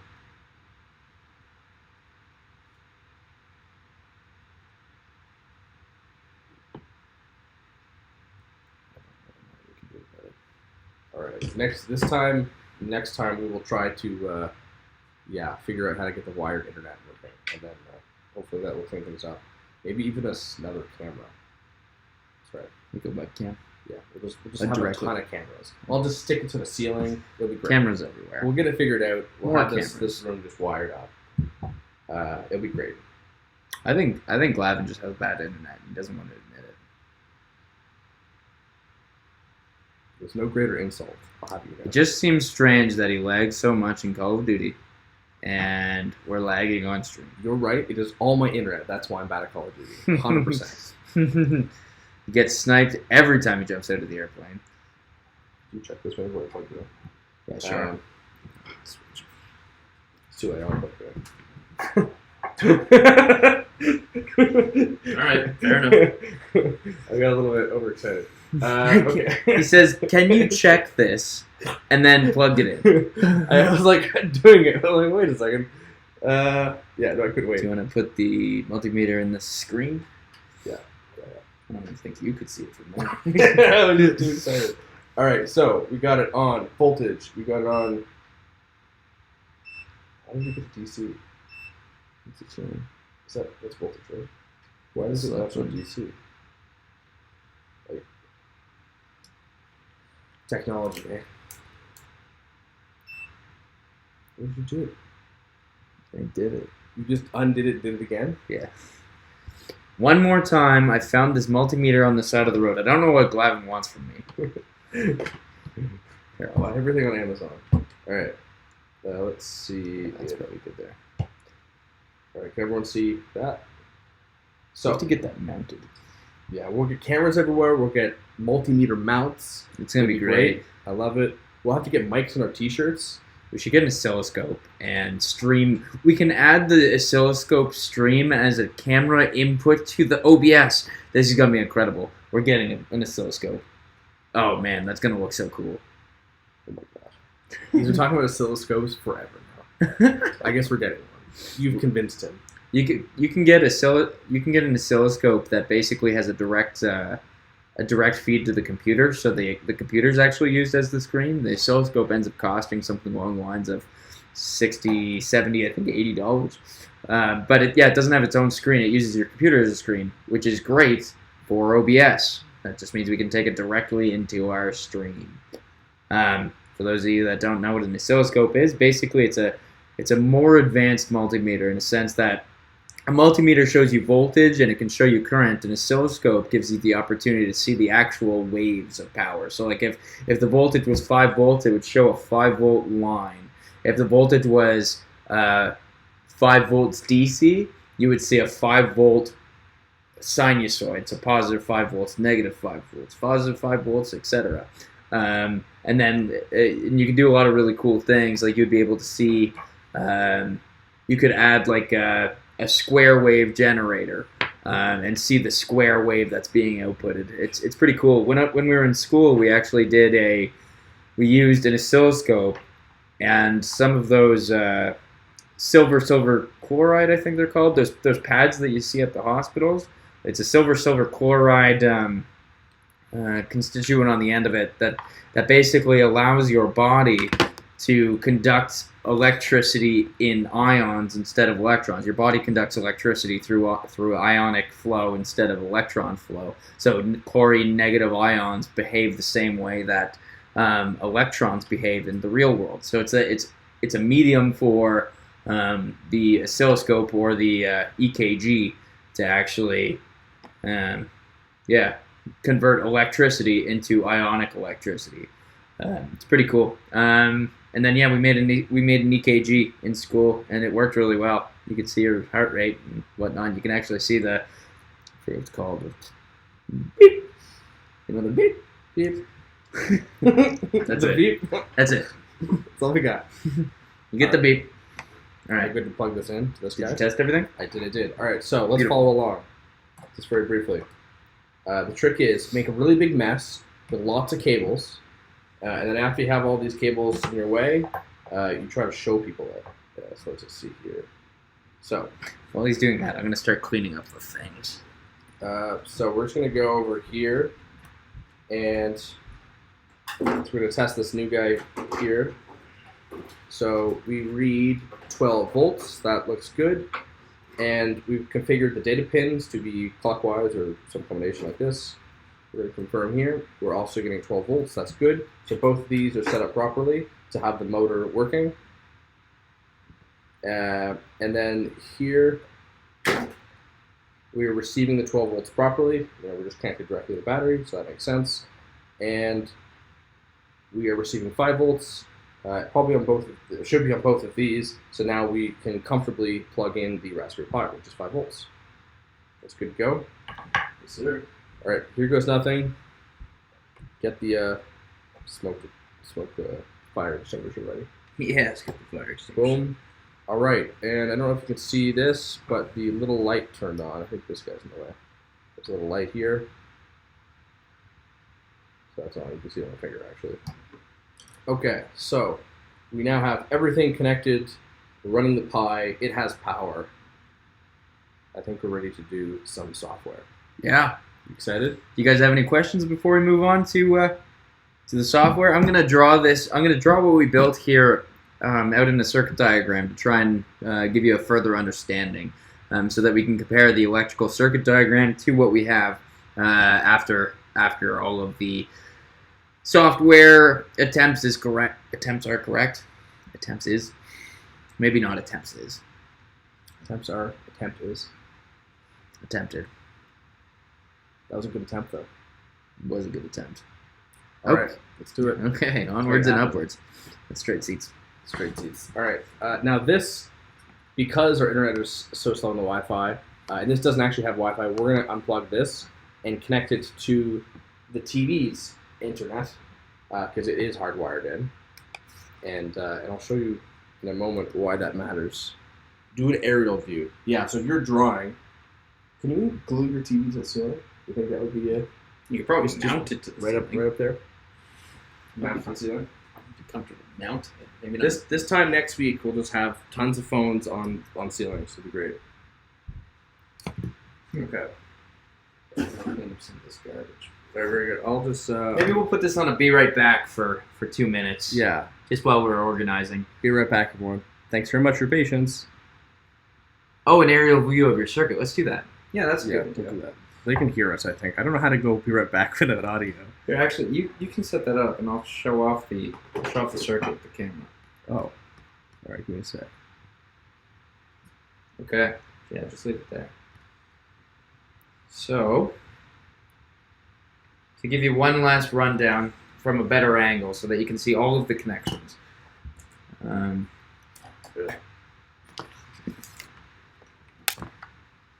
So we have the battery connection. So we have the battery connection. That goes through the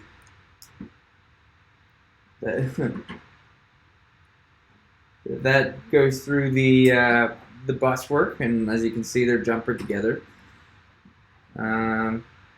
This goes into the motor drivers. So the motor driver gets a positive voltage. It also gets a negative voltage. Well, ground, a reference point, so 0 volts and a positive voltage. On the On the motor driver, we have these two. We have these two connections, which are our digital pins. I'm sorry, I'm looking at the wrong motor. These are our digital pins right here. So basically, we've simulated 5 volts as well as simulated a ground connection. Same thing goes with this one. So it connects from the bus to the motor driver with. It connects from the bus to the motor driver with positive and ground once again, and then we have our binary pins and positive and ground to the buck converter. So everything basically comes, so if you could imagine a drawing that shows a single straight line for a positive, and off that positive, single straight line from the positive, and then your positive goes and connects to your voltage regulator, your other voltage regulator, and your buck converter, and then another single straight line from the negative, which goes to your voltage regulator, and your buck converter. So everything electrically is straight lines off of one bus. No more crooked buses. The best circuit diagrams have curves, all right? The real ones have curves. I'll show you why. I can show you in one fell swoop why curves are bad. Tell us why. This is curved. How confusing is that in comparison to a circuit It diagram? looks great. Who else thinks this is a thing of beauty? Alright. Alright, let's move on. It's going to be great. Do you want paper to draw this out? Yes. I'll even give you a ruler so you can draw it straight. And I'll measure it later to make sure it is straight. Yeah, okay. We Fair have to make enough. this Glavin is testing me. I feel like this is revenge. And I love how he wanted to hand draw it instead of put it on the computer. I like hand drawing. I know you do. And I will only fault you for it. Alright, let's keep going on. I'm going to unplug this for now. I may need to have a guest speaker come and deliver paper. Because, unlike somebody, I do not use paper. Give me a second. I'm still... I'm actually... you're still stringing it. Yeah. I'm actually going to clean this up really quick. I think that was a good start. Everything worked correctly the first try. Even when Glavin said, "Hey, do you want to test this, or do you want to check this for me?" and then didn't. All right.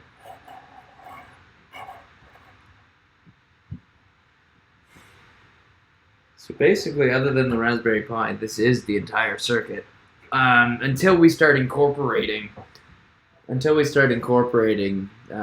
sensors like ultrasonic sensors, we're actually planning to have infrared sensors. Basically, here, let me change my. Yeah, there. I'm back.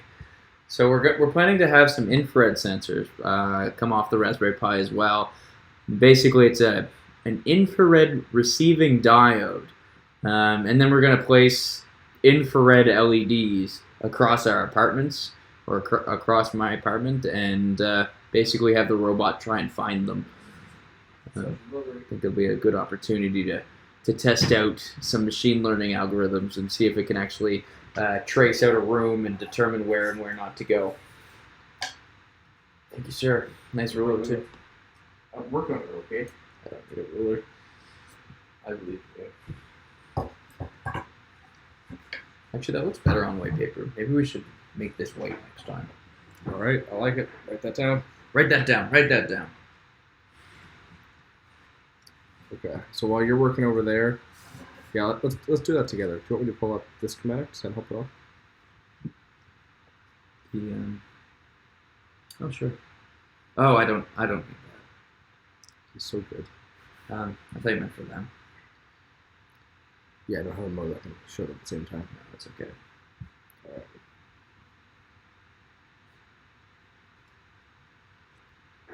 So we have our positive bus.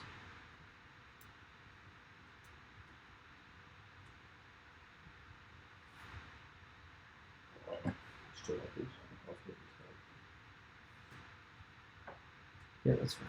I can do it.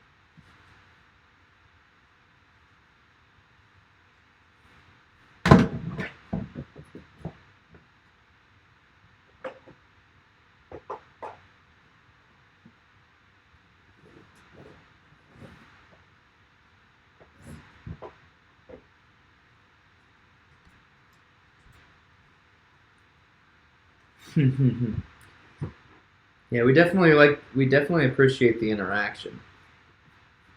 Once again, I'm going to keep reiterating, if you have any questions at all or want to add any comment or even provide an idea for a different type of sensor or a different type of camera idea, anything like that would be definitely greatly appreciated.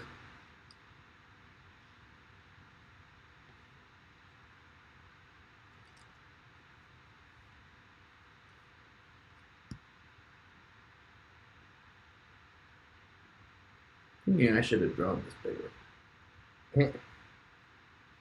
Mistakes are made. I'd say It's okay. We'll fix it in post. fix it in post and redraw it. We're going to be doing a lot of things in post based on how well we did with our wiring.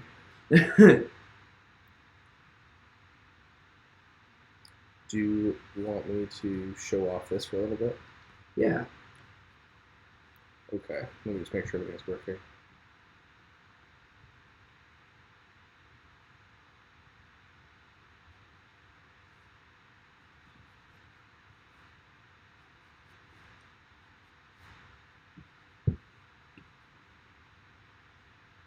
Nope. It's not getting video. Is the camera still watching me? Then? Yeah, the camera's still on you. Okay.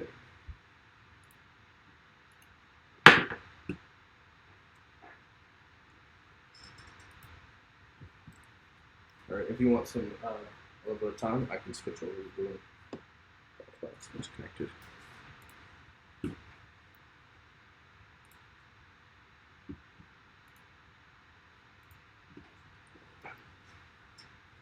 One second, bear with me.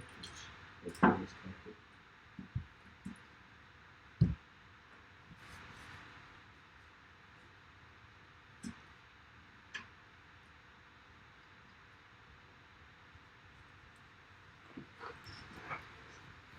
Okay.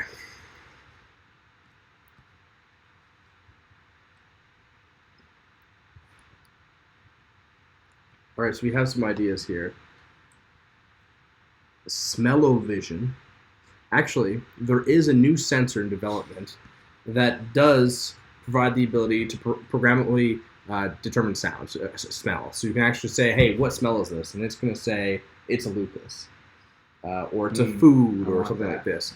So there's now a sensor that we could connect to this Raspberry Pi and actually get that information. So you could have a little RC car that would smell around and say, you know what, I'm going to go find cheeseburgers. And it just drives around and tries to find cheeseburgers. So instead of looking for a light or looking for a camera to detect objects, we could just sniff things out and get that to work. So that is now achievable.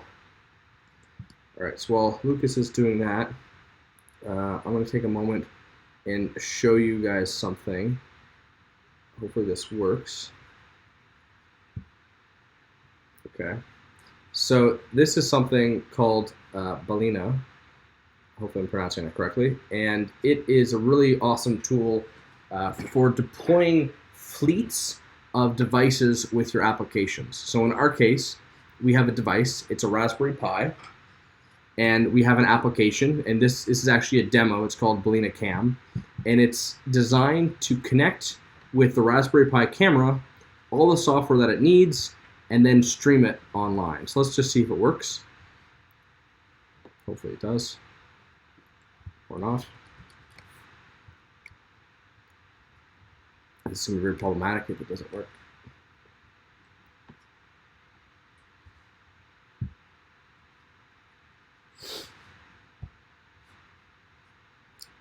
Okay, maybe it's not going to work.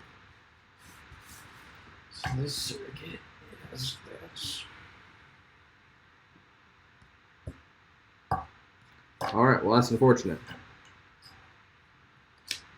Over to you, Lucas. It's not working? No, I have to figure out what's going on. Okay. But, so this is pretty neat, though. We did have it working earlier, but so it's able to connect to our Raspberry Pi. We've already went through the steps to what's called flashing the image. So we've essentially said this Raspberry Pi has an SD card that SD card we've loaded with the Blina Cloud software that it knows how to communicate and phone home. So we will log into Wi-Fi, or in our case, it's going to just connect over our Ethernet port, and then it will phone home to Blina Cloud, and it will say, hey, I have a new device. It's connected to your account. In this case, it's Lucas and Clavin's account. And then it allows us to deploy or do cool things like blink this light. And I can't see it over there, but now you can see that this is blinking. Hopefully, I actually don't know where the camera's showing. Yeah, you can see it's blinking yellow. So we have connection to it, and the advantage of doing an approach like this, let's see, can I go back to you? Yeah, that was good. The advantage of using software like this is if you have, say, a fleet of these things, like you mentioned, our batteries for a drone. So let's say we were building a drone or a bunch of these RC cars, we could put Blina on there and then have a list of devices and be able to very quickly and easily pick those devices and deploy to it. Are you sharing the screen?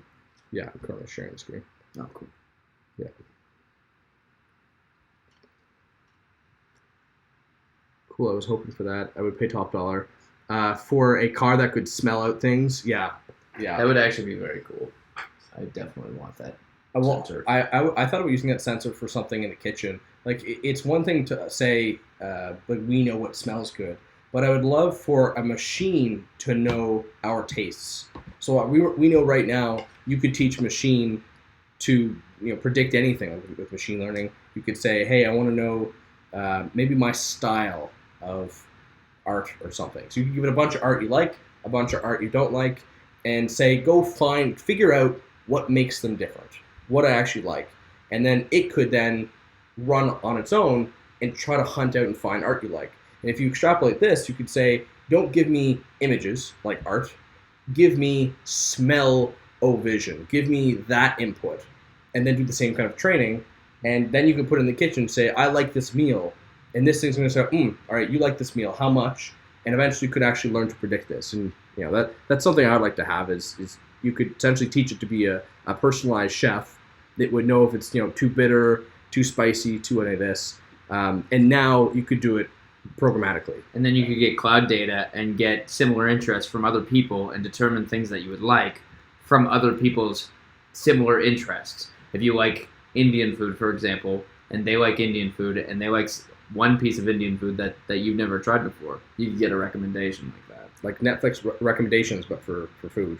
But based not just simply off like the title is, Indian food or whatever it would be, but actually based off of what the food ends up being, the actual flavor, the smell of it, which I think is a lot more informative. It's not just titles and actors and things like this. It's truly the personality of that food. That absolutely would be wild. Yeah, we'll get there. That's V3. Okay, so we're going to give you a little rundown. I'm going to show you our circuit, both from a schematic perspective and physical perspective, so that we can compare each of the diagrams. So maybe I'll get you to hold that. So let's look at this equivalently. Is this upside down? I think it might be. That's it. Oh, yeah. One second. Do you see it like us? Yes. Okay. Okay, so here we have positive. So this is the positive side. So this would be this side of the battery, right here. So we come to the bus. This bus represents this bus. And then you see that we have three circles. Those three circles are called nodes. Each of those nodes represents a connection. We see that we have three physical connections. Connection 1 goes to a motor driver. Connection 1 goes to a motor driver. Connection 2 goes to a motor driver. Connection 2 goes to a motor driver. And connection 3 goes to a regulator. Connection 3 goes to a regulator. And then the same goes for ground. So we follow this from the battery to the bus. This is the bus, 3 connections once again. So connection 1 is to the motor driver. Connection 2 is to the motor driver. And connection 3, actually, we reversed them. It would have been nice if you would have done it right. I'm just kidding. Yeah, that's what I was going to do. I was going to fix it.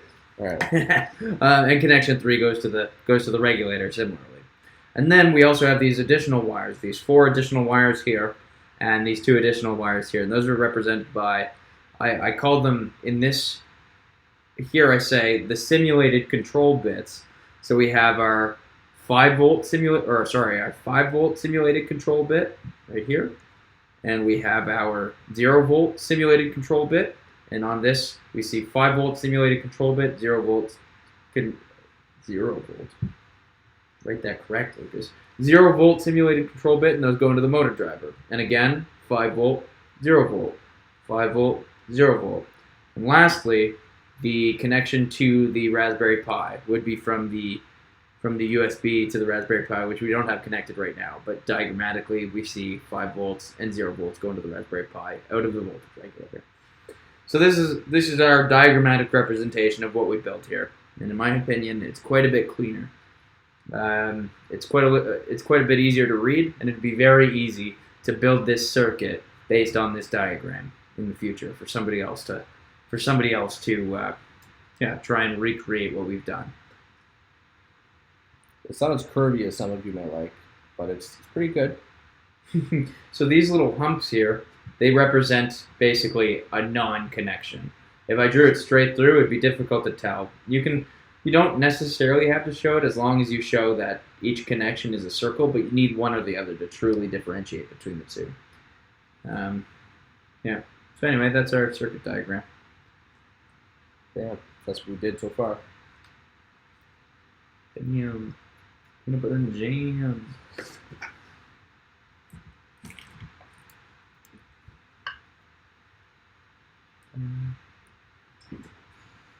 Okay. So let's see if this. I'm going to see if this camera thing works now. So let's go back to Blina. So we've deployed this application we've created called Blina Cam, and one of the nice features is it can give you a publicly available URL that you can actually go to and view. So I've clicked on that. However, it's still not loading the video. I don't know why. Maybe it's not connected. Are you sure that? Yeah, that's what I was gonna say. Yeah. Are you getting data bit? Does it look like it's getting data on the USB? Is it flashing? Or on the Ethernet? Yeah. No, I'm getting data. Like it shows up as a device. Oh, does it? Like I made just earlier made the flicker, right? But I'm not sure if the camera's actually. Into? Yeah. Right. Get this out. If you pull up on the plastic. Pull up. Here, 1 sec. Everyone should follow with us. Whoop. So we're just trying to reconnect the camera. Pretty interesting camera. It's connected just through a ribbon cable. So the ribbon cable is basically just some very thin wiring that gets compressed into a connection.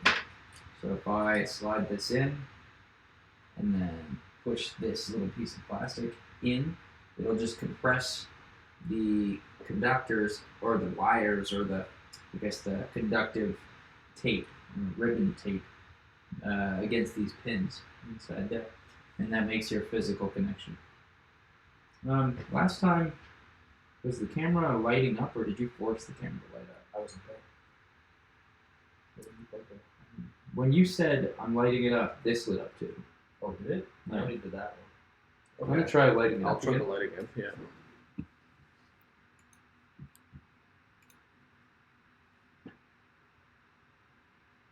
Oh wait, what am I showing right now? Oh no, sorry everyone. I'm giving you the wrong feed. There. All right, now you should be able to see. Sorry, we were showing you the desktop and nothing's happening. Yeah. So what we were showing off is the ribbon cable connector. So this ribbon cable needs to slide into this adapter, and when it's slid into the adapter, it basically uses compression to push these little conductive plates against a series of conductive, I guess let's call them nodes for now. Pins, nodes. Did it light up when I hit the flash button? Alright, so what I'm going to do is go over here on the software and hit, there's a little icon for blink the device LED for 15 seconds. I'm back. Device LED is blinking. The camera's not responding. And you think that did light up last time? I know it did. Okay. Interesting. Oh wait. It's black there.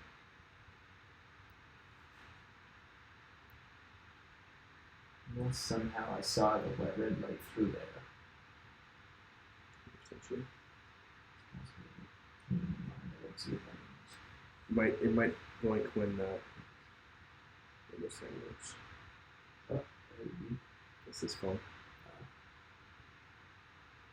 But I'll bring up my stream. I'll bring up your stream on my phone so that you can kind of keep track.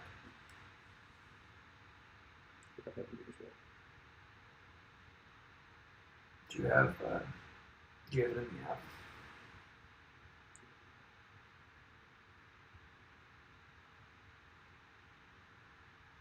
The diagram stream. It's pretty good. Alright, so this is our stream right now. I don't know why it's not working still. Okay. You guys are going back up here.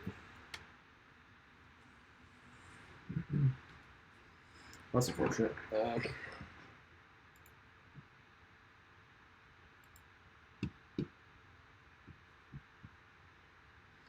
Alright, everyone. We're going to take a little break while we debug this. You think that's okay, or is there anything else you want to show off? We could, yeah, I'm not entirely certain what the problem is here, so it might take a little bit of time. Why is it saying SSH reconnect? SSH reconnecting. I think it's just because I have this open. Here, let me show you guys what we're looking at. So we know that the LED works. Let's see. What if I just reboot the whole thing?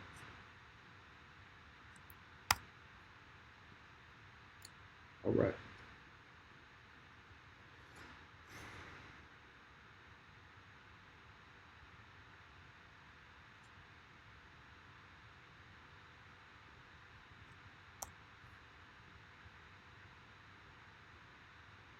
So I can stars.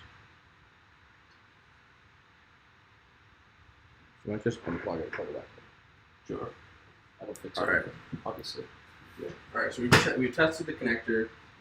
Let's retry and see if we can get some more use. TV. I wonder if it doesn't have enough power.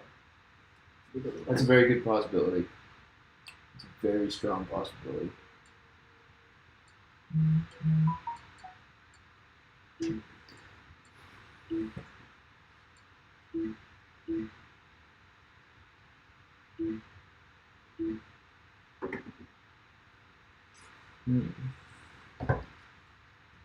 We're in a bit of a troubleshooting mode, and we're not quite sure how to deal with it. Yeah, this was meant to be the it already works part connected. We're good to go. It worked on my internet.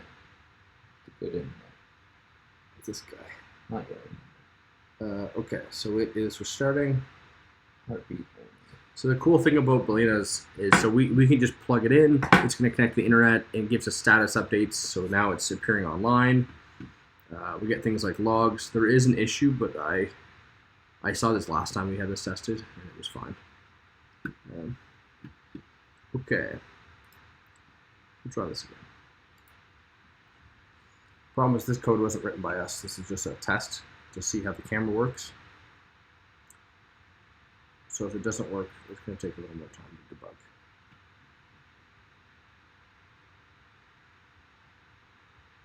Oh no. It's an interesting idea. It could possibly be not enough energy. It hasn't told us that. It hasn't told us yet that it's not. Yeah, but it was a little quicker the other time.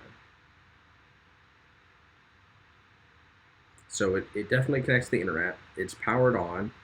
If I go into here, I can select the camera software. I can go SSH.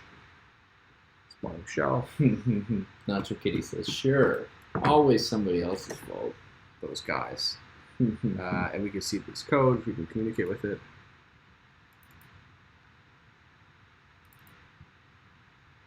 Yeah. I think the camera didn't fail. That's my concern. All right. What would we? Is there anything we can test on the camera? Like a multimeter or something? Not really.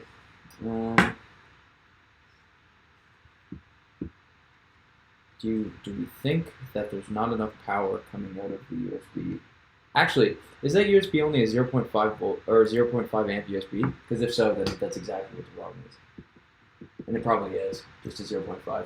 So let's do this. Let's plug it directly into that. Like this guy. We got to test it on our device, so. Okay, give me a sec. Let's do that. Yeah, because So how did it turn on the thing? The Raspberry Pi is fully on. Raspberry Pi's on, but it doesn't have enough. Remember how the Raspberry Pi can draw up to 2.5 amps? Cameras draw quite a bit of energy, so it's probably drawing too much for the USB. Hopefully the 2 amp USB will do better. Hopefully this is a 2 amp USB. I didn't even think about that. So we're actually going to plug it right in. Why not test it right? Okay. This is our actual circuit. All right, everyone. We're going to switch back over. This is where the fun begins. Things are going off the rails. We're making stuff up now. Okay. Actually, I'll do this. So you can see. You can go on the wild ride with us. All right, so we have our contraption here, everything wired together, and you're going to put the battery into that? Yeah, I'm going to put the battery. Let's put the contraption. So we have the Raspberry Pi connected with the camera. We confirmed the ribbon cable is good to go. And we have the USB from it for its power. And we're going to connect it to our setup and hope everything works. Theoretically, Levin had a really good hypothesis that the USB from his TV isn't outputting enough current. And since our Raspberry Pi is actually using a camera, and this Raspberry Pi has the ability to draw up to 2 amps, maybe the 0.5 amp USB output on the TV isn't giving us enough energy to actually run the camera. So hopefully that's correct, and hopefully we can correct that by using our new power supply. Right. So we have power, it's lighting up. So at least that's good. This is going to be interesting. And it's going to take a moment to reconfigure.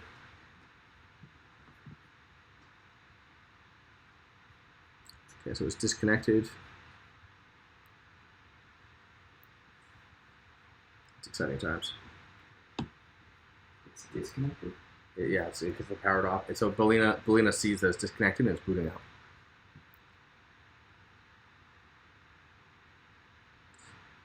And is that something you think that we could detect in software? That, hey, it's not enough power to run the camera? Or is that just something? Maybe you could get an app on the Raspberry Pi to do that, but not that I know of. Okay, cool. So just make sure we give it what it asks for. All right. Let's see now. Do you want to share that screen? Yeah. All right, switching over. Oh, it's still down.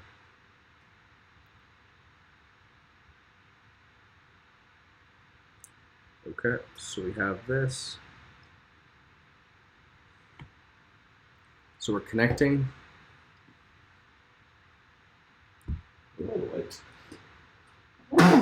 Oh, excuse me.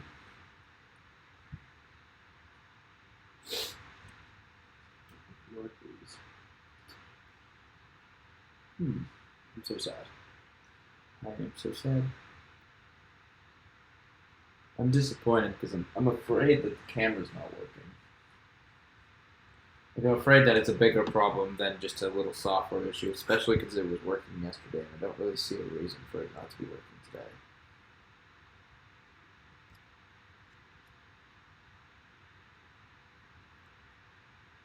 Yeah. Yeah, no kidding.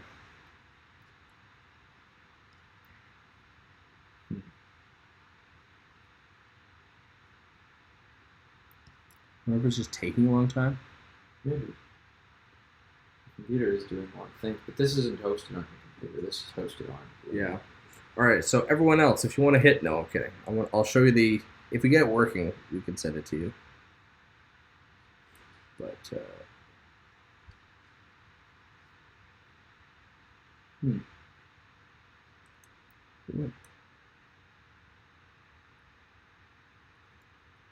Is he requesting video for yet?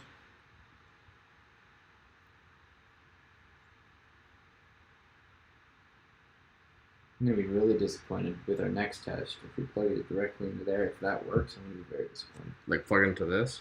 Because Yeah. that means then this isn't enough power still. That's right. That would be an issue. Remember, all software problems are actually hardware problems. Kidding. Fair enough. No, it doesn't seem to be doing anything.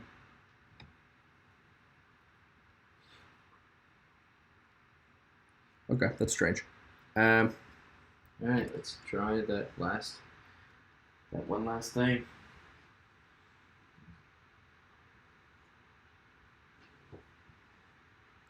Did you have to do anything last night to get camera up? Run a different script too? Or is that on there? No, just plug it in and good to go. Okay, so we're gonna take it off that power. Plug it straight into. So now we're going to try and plug it straight into his USB power supply extension, which theoretically will put out 2 amps. So this guy here. Upside down. Yeah, so let's give that a try. These are all USB 2.0s filled with 3.0s or whatever. Plug this. USB 5 volt. 5? There's a 5? I don't know. It says power USB 5 volt on the back of it. Oh, 5 volts. Yeah.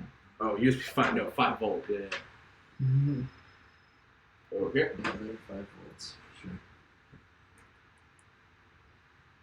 I think it might be your cable here. That is definitely not getting the power. I'm starting to think it's this. Do you have another cable? Here, let's use this one. You know this one works. Oh, that's the one. Where did we get this from? Actually, no, that's my PlayStation cord, isn't it? Yeah. This one fits nicer. Watch, give me a cable.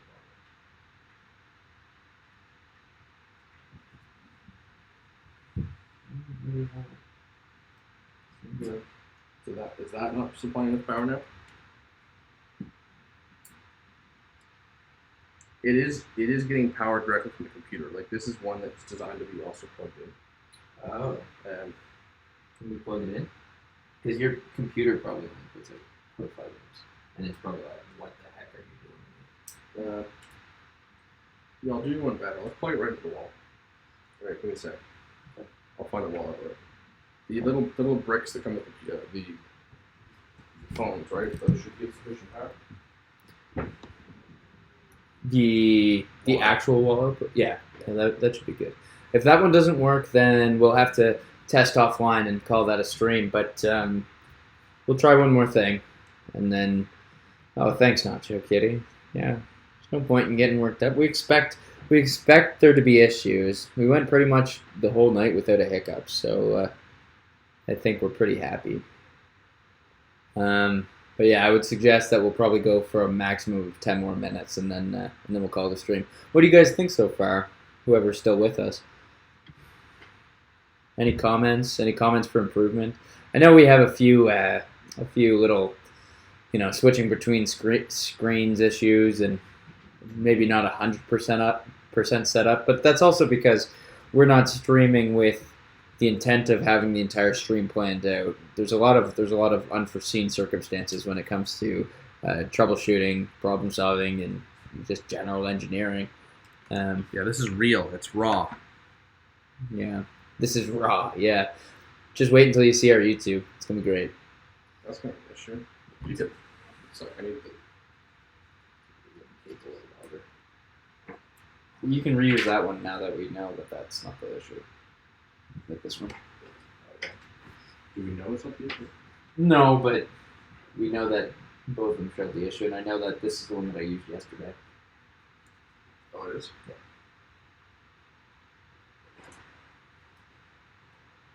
This cable's massive.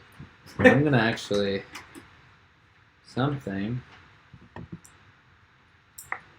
Yeah, let's put that back.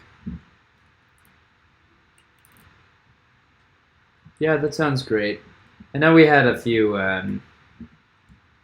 I know we had a few internet issues.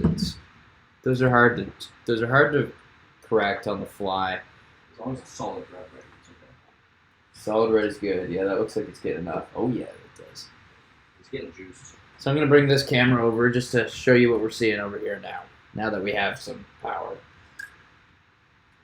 So it looks like that camera, the lights on the camera are solid red, and the green one that's flashing is actually just suggesting that it's communicating, which is great. And we also see that it's communicating over the Ethernet port. Hopefully that means that it's actually going to send us a video signal as well. Right, let's see what Blina thinks.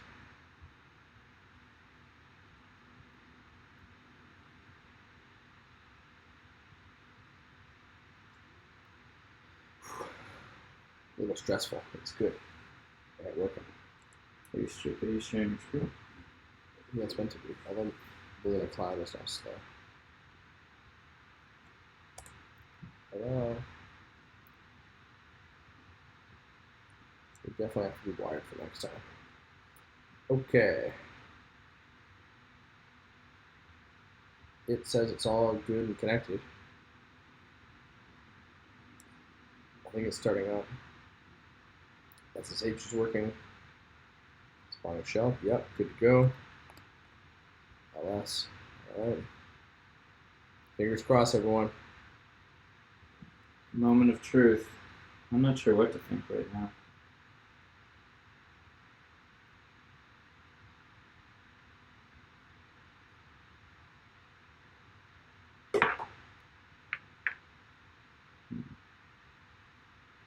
Good, eh? Not good. I don't know which is worse. If it did work, because that meant the power supply is not working, or if it doesn't work, and that means our camera isn't working, or our software that hasn't changed isn't working. Or your Wi-Fi is too bad. Well, that's over internet. That's over Ethernet. That guy. Yeah, but you're picking it up on Blina. Oh yeah, I guess so. Maybe. Well, it is going through a few layers. Like that. That could be it. But. What did I have it plugged into? I had it plugged into. I'm gonna go tinker with the camera.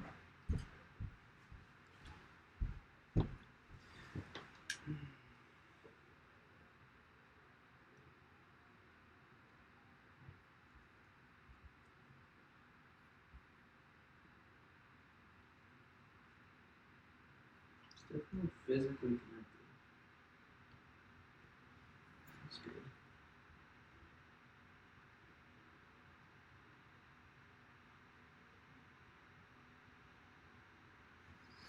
Okay, let's do a little bit of a dive into the code for briefly. I don't want to get too much in it, but.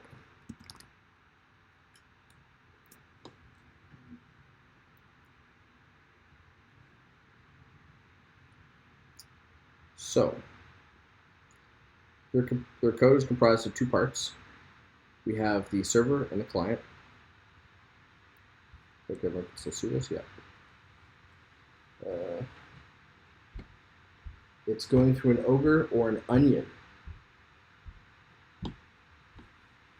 There's lots of layers, that's for sure. All right.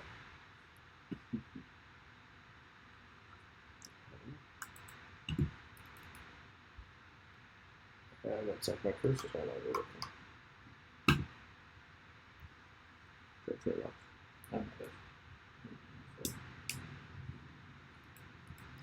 okay.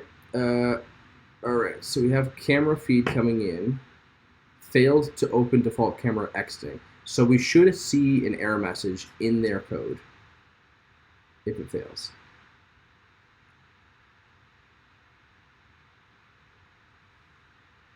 Video device is ready. What time is that though? Maybe this is too old. You should refresh the whole page. It keeps it. I need to clear it. Okay, I need to clear and I need to restart the app. And this is also what Blina is really cool. So I have a device. I can now control and maintain everything from here. I can see logs from here. This is actually, technically the device is under Lucas's name. So he shared the device with me and therefore I'm able to view it. So it makes management and synchronizing really easy like this. All right, so we see on this side here, let's expand it. So it's killing the service, everything's started up. Video device is ready, and it is running. Authorization disabled, we haven't provided a password, so all of you should be able to view with us. And it is mounted there. Okay. I'll just try this again. Yeah, connection failed. Maybe just need to reboot.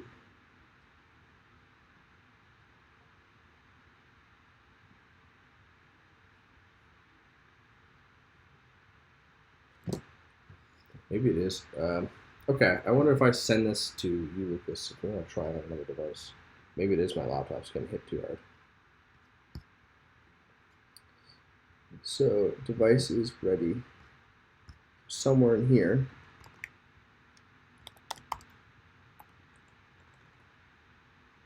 So, check device readiness. So it's checking to see if the camera is hooked up. And if everything is good, so the system is Linux, and it is reading from this pipe here. So this is like the video input, 0 is the first one. So looking at the code here, it is checking to see if the camera is working, and it thinks the camera is working. So that is very odd. Let's see. So what does it do once it has that camera feed? So there is this MJPEG handler, and that is getting images. So I'm hoping that we can actually just view the image. Whoops. Welcome to your words. Oh god. So I'm just making a mess here, guys. Why are you not working? Give me that. I'll put that. Thank you. Right. So in this code, we check the device readiness, looking good. We get the camera object. It's checking here. That's fine. There is a peer connection, so it's using peer-to-peer, and I think it's MJPEG. So offer and MJPEG, my understanding, are these are the two pieces that we need. So if I recall correctly, this offer was working, but I do not see the call to MJPEG. So that's very interesting. So let's pretend that the back end is all good to go. I wonder if there's a problem on the front end. So let's take a look there.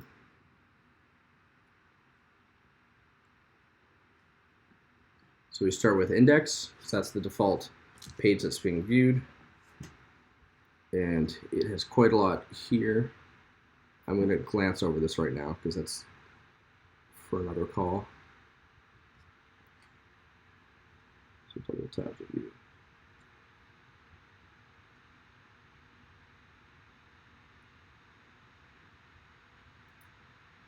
Yeah, so there's nothing.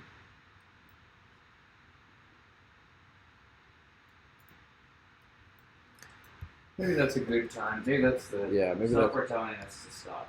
Maybe that is. Maybe we're just going to call it for tonight. It's very unfortunate this isn't working. It will work. We will get there. Just checking the feed. Yeah.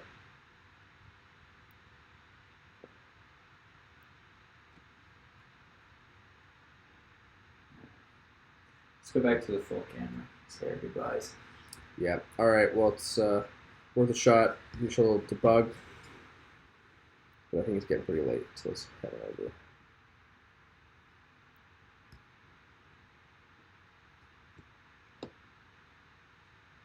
So, yeah, unfortunately, we are going to call it at that point. I think we have a bit of debugging ahead of us, whether it's the computer not being able to handle all of the video that we're putting it through, or if our camera is fried or something along those lines. We'll retry some pre-existing conditions and see if we can recreate what we had working yesterday to make sure that it's not a new problem.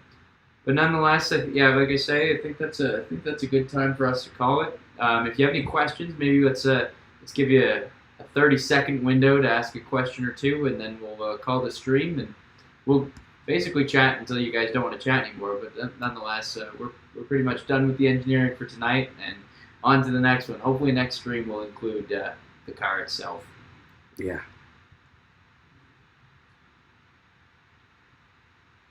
Yeah. Hopefully you enjoyed. Hopefully you learned something. Hopefully you just feel like you want to come back and watch us again. Next time you'll just start with a bang. That's right. Let's hope it's on a bang because we plugged something in wrong. Yeah, the car will catch on fire. It'll Yeah. be great.